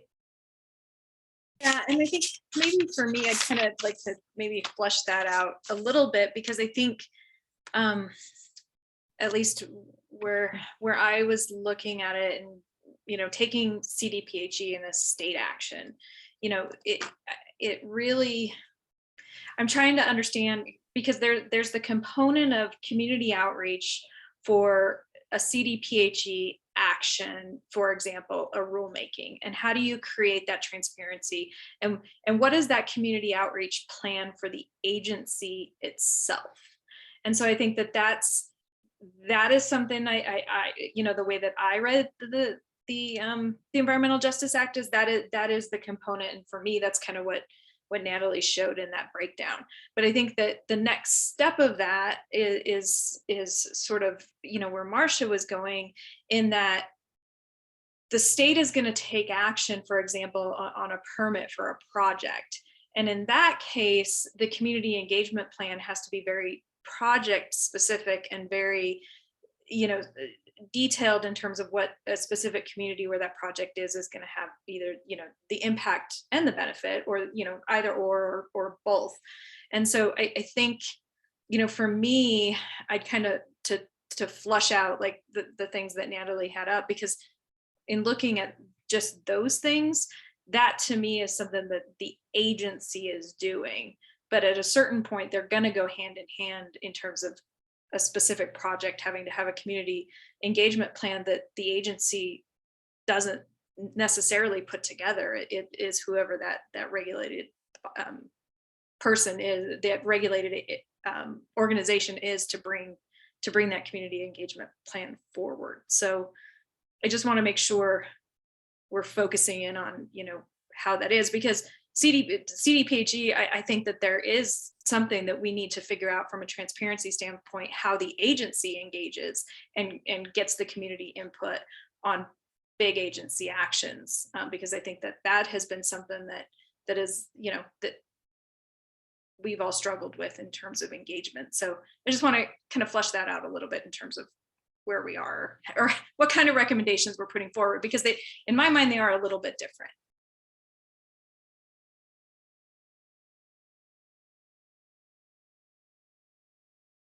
Jaime? The only thing I think Marcia may have touched on this previously, but the only thing that kind of the first thing that jumps out at me at least is the use of meaningful in the goals of outreach. That's a little bit fuzzy, and what is perceived as meaningful to one party may not be by another party, and so that kind of fuzzy language concerns me a little bit. Yeah. Jaime, just for clarity, is that language that I used, and maybe I'm causing some confusion, or are you looking at one of the provisions? I'm looking at the slides and the goals of outreach. What is this, slide 3? Okay. Great. Yeah, no, that's from the Environmental Justice Act. I just want to Well, make sure. and I think meaningful might mean different pieces. And for many communities, as we mentioned, as we're doing the focus group, it's not so much the agency, but depending on what the communities that we're engaging on. So if we're saying meaningful engagement statewide is having a meeting in Denver and nothing in the West Lobe, that's not meaningful engagement. You know what, that's maybe where we're getting into specific demographics and communities across the state, where maybe those kind of pieces around the focus groups and also like how do we engage specific communities in Colorado might take place as part of the plan of action of engagement. So if a statewide initiative, then there should be meaningful engagement within these different communities, and then following the best practices to engage those communities within it. Does that make sense? I kind of see it like a snow globe effect. Makes sense. Dominique. Yeah, I think for meaningful, and apologies, I keep going off camera, it is dinner time and these kids won't wait for too long. So for me, meaningful is more, it's not just what you're saying, Hilda, but also so important is the intention to listen and like the space that there still can be changes. You know, that the whatever it is, the decision making is not already been completed. And so there is still the space to listen to the community, to take that feedback and to make changes accordingly. To me, that's like the most important part of the meaningful. And so I don't know if there's space within our, what we're supposed to do to sort of spell that out, because I do agree that it's not by itself as a word clear what that means. And so I do like not only that sort of comprehensiveness and you know, statewide reach, and or if it's not statewide, but at least the area that it's covering, and but also that sort of intent to make change or ability to make change. Completely agree. I think meaningful, and that if feedback is provided is because it can enact change within those entities. I think that is such an important point that was celebrated also by our speakers today. Not just asking for feedback, because that obviously breaks trust within communities if that feedback is not taken and if it's brought by an abundant majority. Michael. I feel like I opened a can of worms. Are we talking about me using the terminology meaningful? Because I wasn't reading anything specifically. I tend to use that from my own personal experience. If meaningful is a concern, perhaps intentional could be something else to consider. No, I think meaningful is in the statute, isn't it?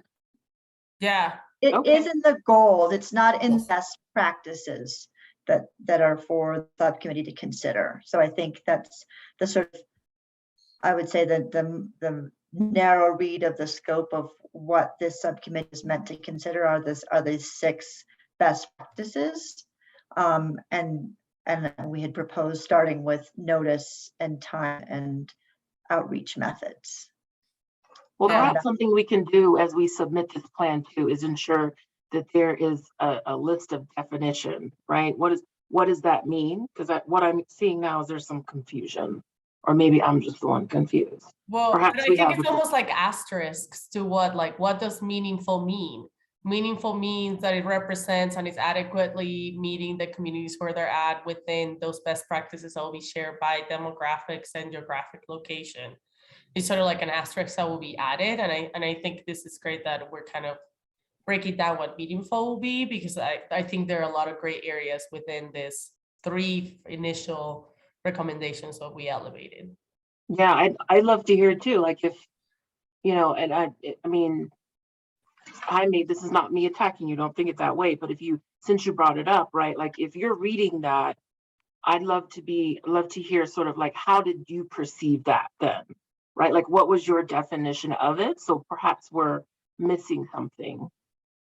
Yeah, thank you. I guess Hilda touched on what I was getting at perfectly when she mentioned that, for example, listening may seem meaningful, but if nothing's done in response to what we've heard, then that's not exactly meaningful. As much as it may seem to some folks who are in the listening position like that is something meaningful, there has to be a follow-up. And so I just feel like that's a little bit, like I say, just kind of fuzzy language. It's not, it in itself is not necessarily meaningful in and of itself, I guess. Would it be then good for us then within these recommendations, hash out specifically what meaningful and change enacting engagement will create, or some sort of piece like that? Because it seems like that is one of the gray areas that we want to tackle. And Michael, I know you were on Stack. Thank you for that. I think that I think adding an asterisk around meaningful to incorporate words like intentional and not transactional, and kind of building out a foundation where both community, industry, departments can be heard, and there can be metrics that can be identified that can show that the needle's being moved, and not just us just coming and it's a dog and pony show. But so I think yeah, let's add an asterisk to meaningful and add things like intentionality, metrics. Like, is it just an annual community engagement meeting? Is it just something because you're required to do it? Is it board engagement at like a nonprofit in the community? Like, we can go deeper on the community engagement side. And I just wanted to add that point. Thank you, Michael. I am conscious of time, so I want to make sure that, but I also want to make sure that we are having a fruitful discussion. Sort of as we're moving into one of the priorities, one that I feel like people have not made any edits or suggestion has been timing. Do people feel comfortable with some of these pieces of schedule? The schedules should be, there should have variability in time and day of the week. And for any of this kind of meetings and inputs, there should be a weekend time, an evening time, and a morning time. Though we have heard through the office that weekend times actually tend to have the least engagement, FYI, but recently. I think the timing is great. And I think the other component, at least from my perspective, is, we were all sort of forced into this format, that, this Zoom format because of necessity. But from what I've seen, it's also allowed a broader level of engagement.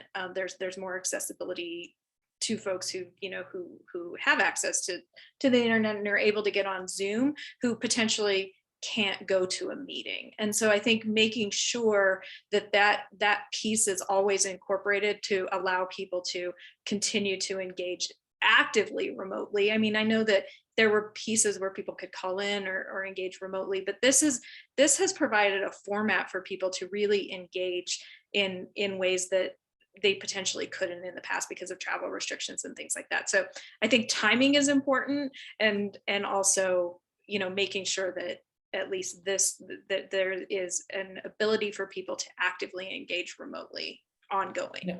And I think accessibility is a huge aspect. I know we're going to be hitting on locations in our next meeting, but I think not just availability and timing, but accessibility for individual and individual spaces. Yeah. Thank you.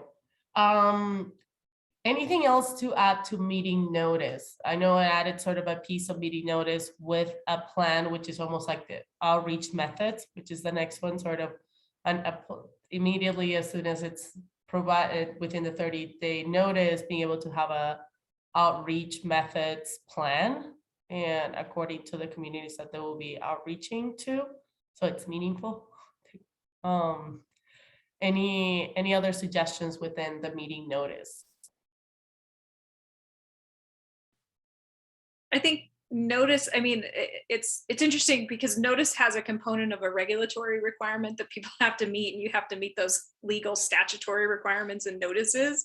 But I think that I think we need to get better at providing the pieces that are required while still making notice accessible and where people understand exactly kind of what's going on. And I don't know, maybe getting the legal remarks on, I don't know, we'll have to get the lawyers involved, but like getting the legal remarks on the bottom, but making sure that the notice is like readable and understandable and everybody understands exactly what the meeting is about clearly.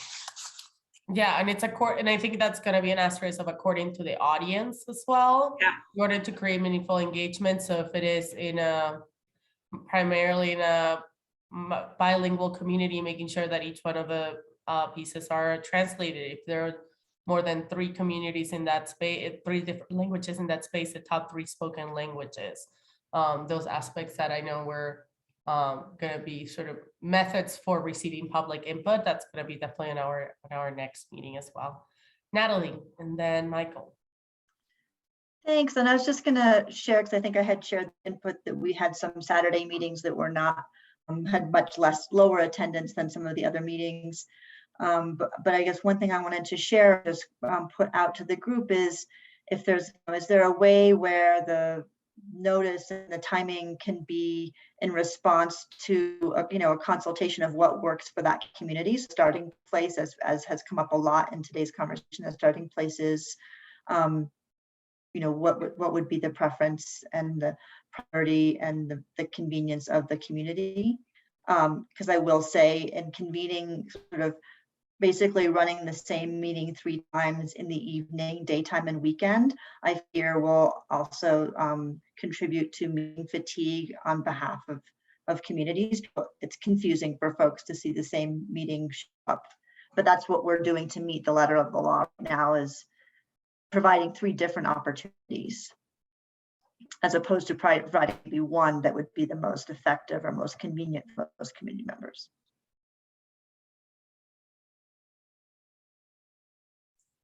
Any thoughts on that point provided by Natalie?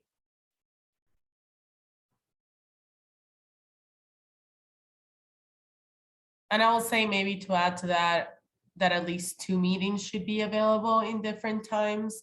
Obviously understanding the community's input in that space, but maybe instead of 3 meetings, it is like 2 meetings at different times, and also in accordance to requests and sort of meeting community where they're at.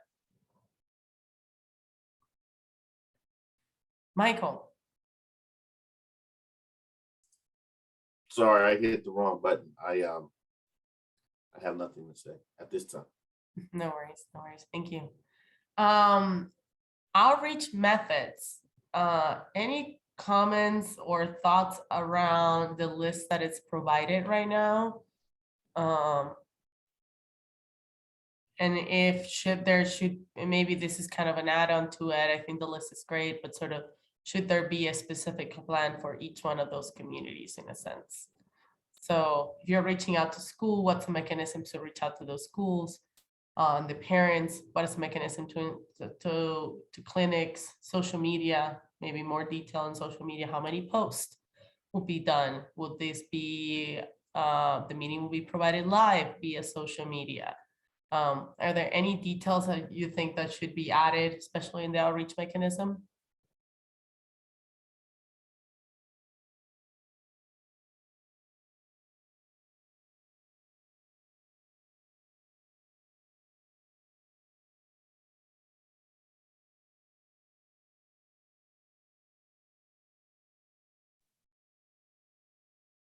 Just kind of shy today.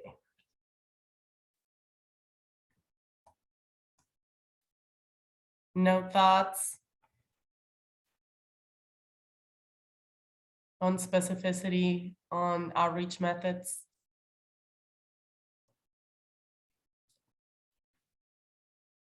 I would like to remind folks, these are going to be the best practice that we will be proposing for engagement across all entities.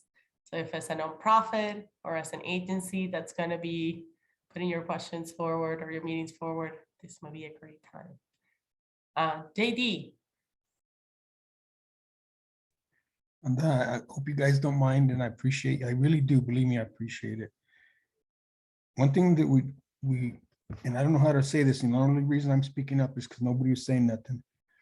There's 2 churches here in Windsor. So when we do this, we got to make sure we understand the church on Main, and I'll say the name if you want me to. Remember, they had a Black minister who was actually sent a picture of hangman's noose, and they did in fact get rid of her. And remember, yo soy negro también, you know, my family's Black also. And that is one place that if we decide to go there, I would not go there. Also, the Catholic Church here, before you do anything at the library, you actually have to go through them to make sure it goes through whatever they deem is appropriate for their church. So what I would suggest is when you go to these communities is to find out what kind of communities and the areas that are there, because the church that did this, it's on Main, and they actually do the food distribution and everything. They're regarded as one of the top churches in the community. So we need to find a mechanism to see that when you do go in a community, that they're not something that they don't portray to be. Can you understand? Now, I don't know how to do that, but I think that's a big one we need to be absolutely aware about, because I don't care where you're at in the state. There's pockets of this stuff going on all over. Yeah, thank you so much, JD. I think that's part of like being able to find those trusted messengers in each one of the communities. Because yeah, reaching out to organizations that might not be the best messengers in this space, or that might actually push people away, it's not actually going to create a good engagement. And I think maybe this goes back to like best practices by communities, by different regions, and sort of where do we reach out. I think that is probably going to have to be, I don't know, it's interesting because kind of how do you set out that it's not like an organization is going to get blacklisted by the state to never reach out to, you know what I mean? It's an interesting dynamic on how do we create uniform list across different agencies of trusted members in the community, but almost like how do you highlight the ones that are not so trusted but that might be trusted in other spaces. I don't know if it is like a values document or sort of how do we engage with kind of community to kind of gatekeepers within the community.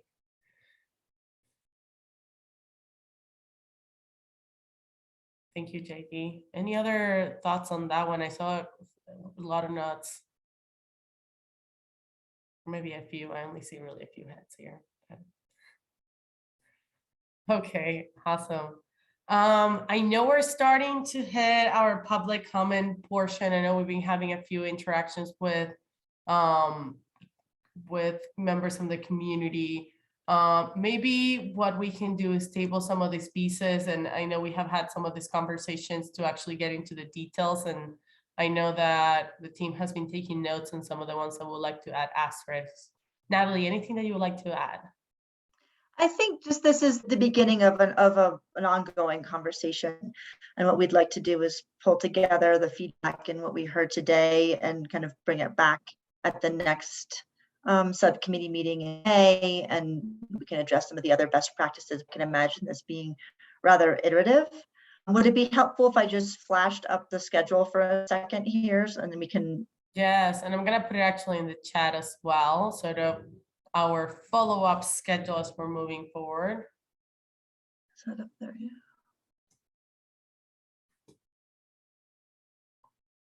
Here we go. There we go.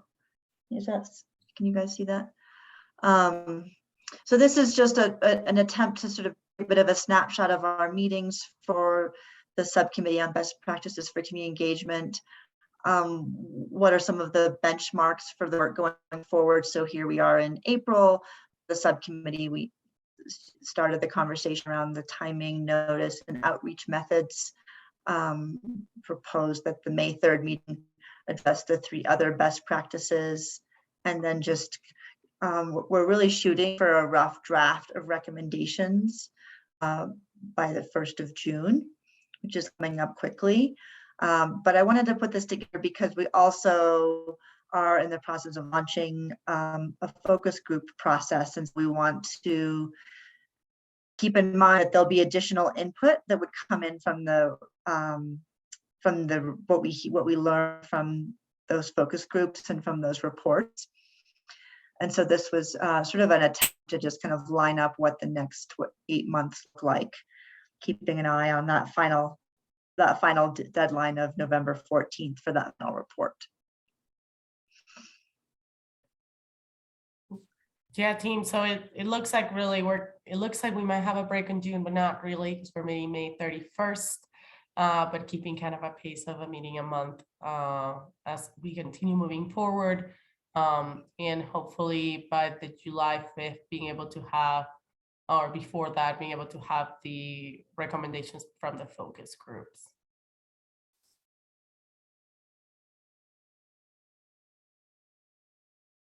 And I can share this. I don't think this is in the public folder, but I'll put it in the public folder and send it out to the committee members.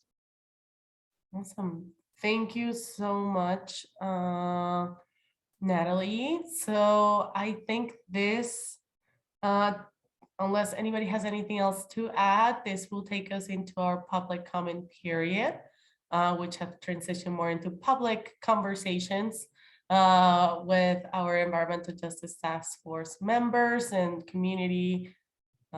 So yeah, officially we have closed the subcommittee meeting and transitioned into our public comment.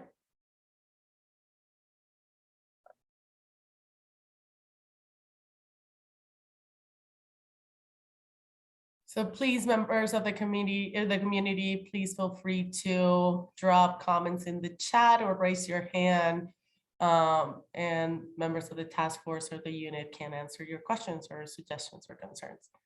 JD. Seriously, I do appreciate you guys allowing me to be here. I mean, mira, I hope you don't mind me calling me my primo, but I need to share something with you. When you were having that discussion, where I live, the eagles come here quite a bit, but there were 2 of them right here floating, almost looking. And then shortly after that, guess what? There was a hawk. I really believe that the animals talk to us in certain ways. Seeing that when you were having that discussion, I really felt honored, and I felt even a sense of pride. I really believe with what you're doing is very sincere, and I just want to say, stay strong, man. And if you don't mind, I'm going to call you my cousin, Anda Primo. And then after that, what I'd like to mention too, when I put in the chat about the CDPHE working on themselves, I think if everybody here looked at it like you're the enemy, because you are, no matter what side of the table you're on. And what I always tell people like the people that are for fracking, I'll say 9 out of 1. And they say, how can you have 9 out of 1? And I said, because that one person's opinion is for fracking. They think everybody's after their job. So you're going to have the parent, his spouse, his children, the grandparents. So when you come to these communities, remember, no matter where it is, it's going to be pretty hard. Now you look at the other side that I'm coming from, you know, when I see people that are actually being negatively impacted, and when you have a school that don't even want monitors on their building, air monitors, the CDPHE has to do some internal, whatever they call that, you know, when you look at yourself, evaluation. You guys really, truly have been doing more things for industry than you do the people. And I think somehow, and I'm pleading with this group here, because toda esa gente, you know, we are the people, we're the ones that are stepping up and saying, let's do this. You guys are now in the battle, in the belly of the beast. This is the time to go internal and say no, and get those people out of there that have special interests, that are actually tied to industry and doing that kind of stuff. And then when you do that, the people will come. Because me right now, the only reason I'm here is because I really believe this is it. And I got my cousin who's sitting right there. And all you guys are my cousins, you know what I mean? And I really think that this is going to be our last time. So I think if you evaluate and start at square one, redefine what Colorado Department of Public Health is, and make sure it states public health, not corporate health. And then we can move forward. I believe that's going to be one of the biggest steps you can do. And right now, look at what happened. The feds have to step in because we have our air quality so bad. And what happened with Suncor? You know, you look at the Colorado Gas Conservation Commission. They brag about how many they just now under the new ruling, but how many did they let pass to frack before the new ruling? So there's a lot of stuff that this CDPHE needs to do internally. And I'm asking that if we could do this together. Now, remember, don't throw away everything we talked about today. That's not what I'm saying, because we got to move forward. But I'm asking that really, you are the enemy. And if we keep looking at that from that perspective, I think we can correct what needs to be corrected. This is going to be our last round, and I really believe it. And I'm in solidarity with everybody. Remember this, I really am.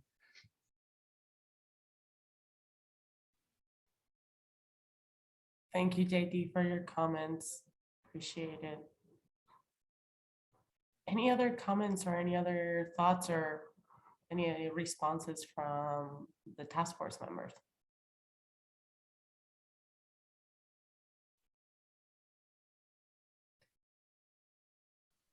I would just also like to say just offer a very sincere thank you to JD. Your presence and your voice in these spaces is extremely important and appreciated.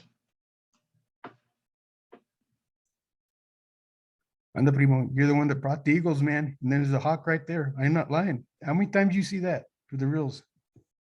It gave me goosebumps, man.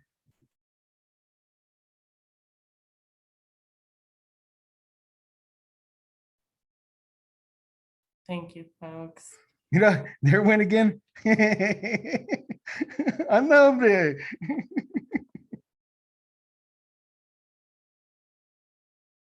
Thank you. Thank you for bringing that into the space. I see that we have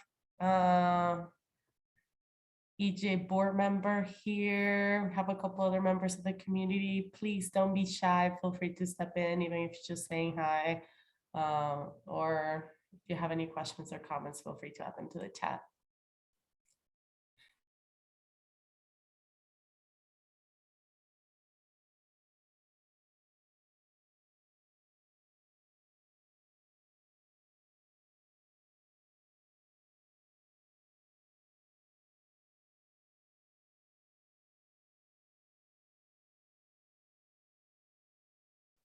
Hey, Stephen. Hi, everybody. See if I can get this thing up and going. I'm Stephen Rouza. Sorry for the hair. I've been doing kind of a little bit of work. But I really appreciate what everyone's doing here and appreciate this conversation. I look forward to working together. And yeah, just appreciate everyone being here today. Thank you so much, Stephen, for stepping in the meeting. Definitely, I think one of the pieces that we have talked about is sort of how these recommendations will be able to support both of our agencies. I know in the last meeting, the board meeting, you guys were talking about best practices and how we can really partner with the suggestions that we'll be providing, but to be able to apply for the board, which is more long-standing for the next 4 years as this current iteration.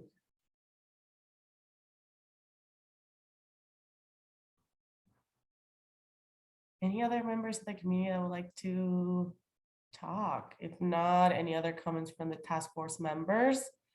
Otherwise, I always love to respect the time of community members, as people might be rushing, stepping out of work or whatever it is.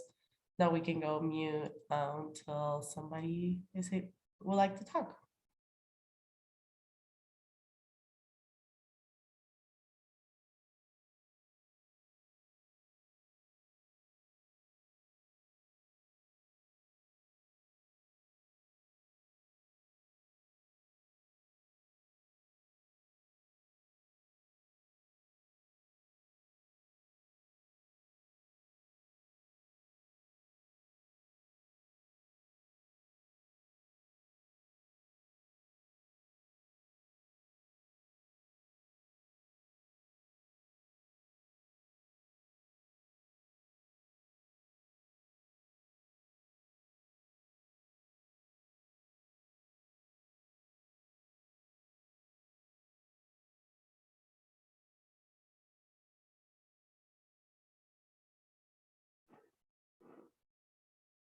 Hi, it's Susan. I just wanted to say, I've been driving, so I haven't really been able to say anything, but I just wanted to echo the sentiments that have already been said about the important work that this group is doing. And I just honor and appreciate this effort.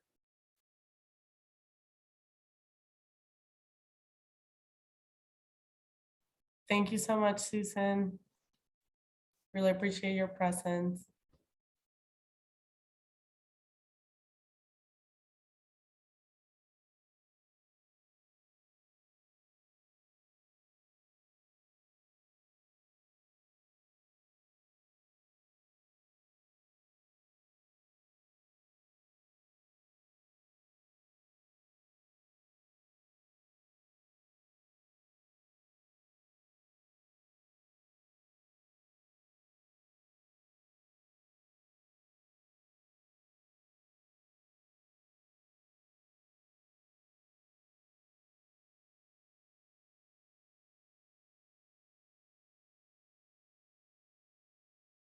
Maybe as I have all subcommittee members too, I will do a shameless plug to make sure that folks are filling out our community engagement thought leaders spreadsheet. Now that we're all in the same place, and folks can take maybe 5 minutes as we're waiting for individuals to submit comment on suggestions for people that are representing organizations, a specific expertise to bring as speakers for the best practices similar to Brown, Sean Davis, and Sandra Young. Folks, I know people, but I don't know all of Colorado.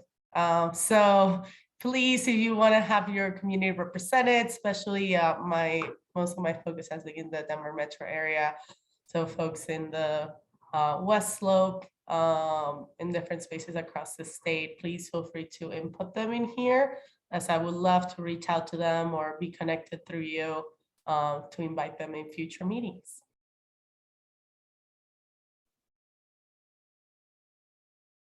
Thanks so much, Ilda.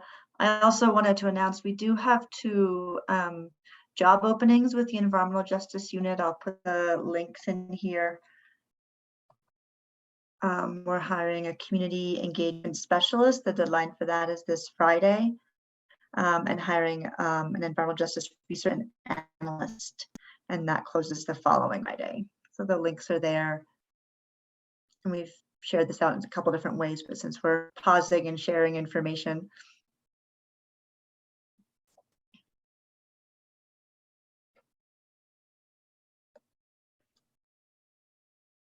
Thanks, Natalie, for that. I also just wanted to emphasize like the importance for the task force members themselves to share some of these job postings. As you know, the environmental justice unit we're still building our staff out. And so these are staff that are directly going to be serving you as task force members. And if you have ideas on, particularly good candidates, people that you think would be really good in this position as a community engagement specialist or as a research and policy analyst, please do share those job postings with them and send them our way, because that means that you'll eventually work with them if they get selected. So I also wanted to mention our next full task force meeting is next week, next Tuesday, April 19th from 12 to 6 p.m. And during that meeting, we're going to do some quick subcommittee report outs. So each subcommittee will have about 10 minutes to kind of share out on what they've been talking about and discussing in their subcommittee. So in this sense, Ilda, you'll report out on behalf of the best practices subcommittee. So we'll do, each subcommittee will report out just for a few minutes, and we'll spend the majority of the time kind of, it's really our first opportunity for the subcommittees to kind of do this cross-pollination ideas exchange type of thing. We've been, meeting fully and then meeting kind of in these subcommittee spaces, but haven't really had the opportunity to kind of share with one another about what the conversations have been about.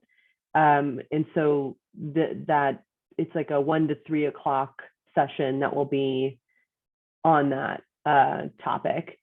And there's also a Saturday session, April 23rd from 12 to 3 p.m. And that's going to be really the first time that we kind of sit down and talk about recommendation topics, not necessarily doing a deep dive into fully drafting the recommendations, but even based on the conversation we had today regarding the timing of meetings and notice and outreach methods. These are things that we will want to discuss on Saturday with the full group, and then start to develop some concrete recommendations. As you all might recall from the very first meeting that we had back in January, we talked about having a very rough draft of recommendations ready by June. And so that is our goal, kind of our midway point goal. And so just wanted to mention that so that folks come ready to have those conversations, both on Tuesday and then a continuation of specifically the recommendations on Saturday, the 23rd. So if there's any comments or questions around that, happy to answer.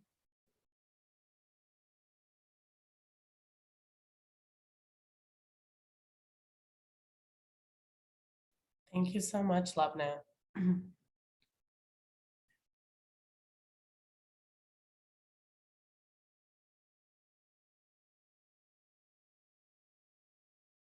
And team, I cannot reiterate how important it is to get information on thought leaders, even if it might not be specifically from geography, but it might be individuals with knowledge within communities with disabilities, lack of access outside of just demographic differences. We'll definitely love those suggestions.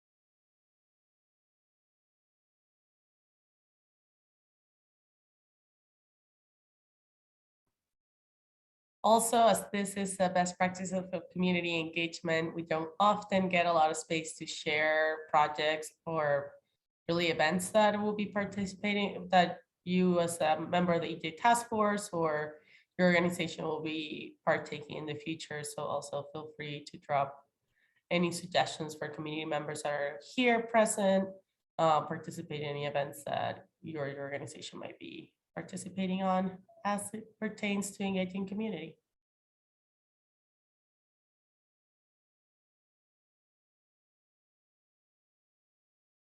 Come on, it's legislative session. You all got something to share.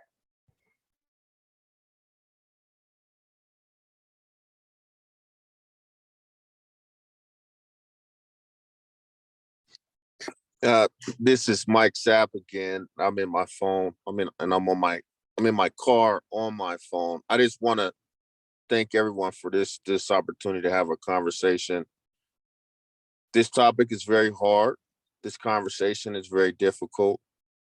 And I'm just excited and motivated that we can continue to have more dialogue on how we can get better to address a very important topic. I will just share at the Capitol, the focus has really been on ozone and continuing on the greenhouse gas reduction roadmap, and really addressing carbon in the built environment. And so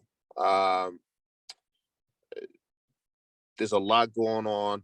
Love to see you all at the Capitol testifying. Jaime, I respect you, sir. You have lived experience, but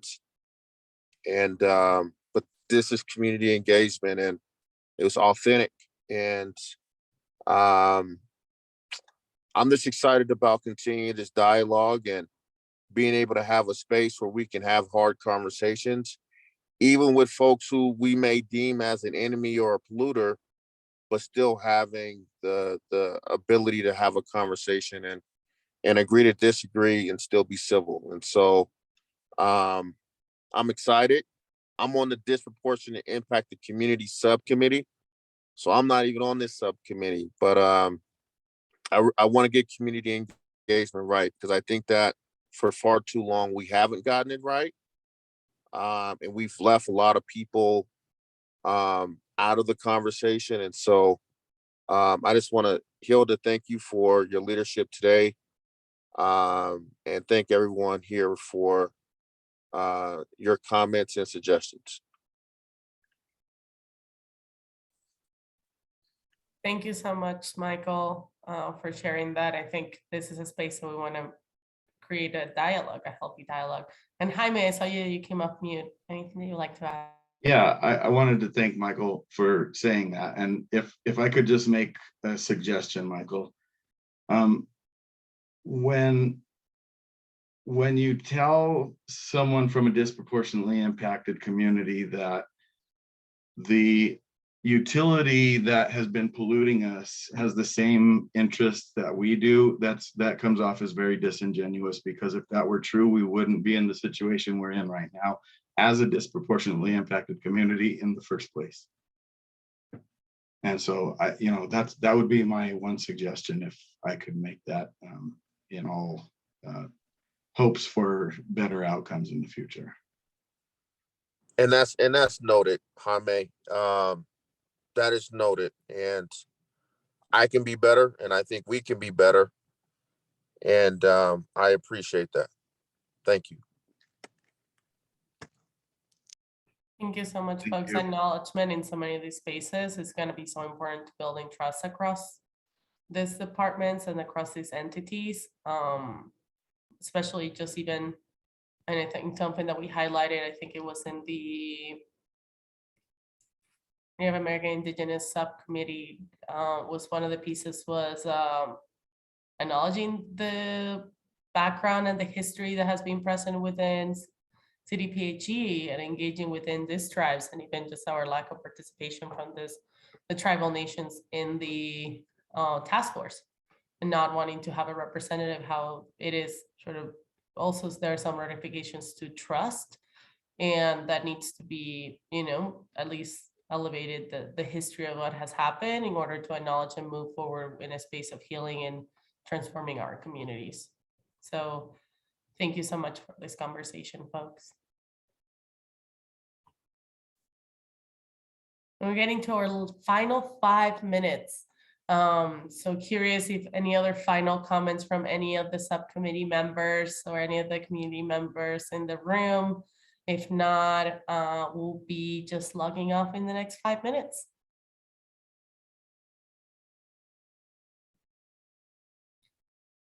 Thank you, Jaime. Thank you for your participation. This would have not been anything without all y'all's participation.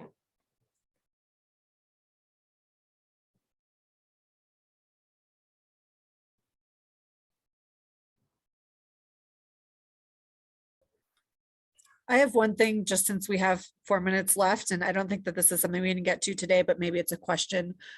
This is much more for the people at the state. I think on the practical side, I myself have been working to figure out the best way to offer things like compensation and like the fiscal rules to allow compensation. I know CDPHE has a guidebook, but every agency is a little bit different. And I know that that's something that we certainly will be talking about, providing compensation for people for their time when they do provide feedback.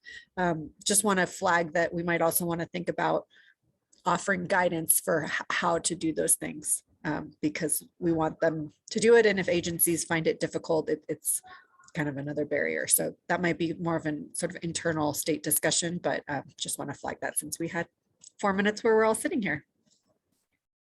Agree. I think being able to develop actual best practices from other entities that have been doing it, also from community partners that have been doing so, community groups that have been doing this for a long time, being able to gather those would be really important.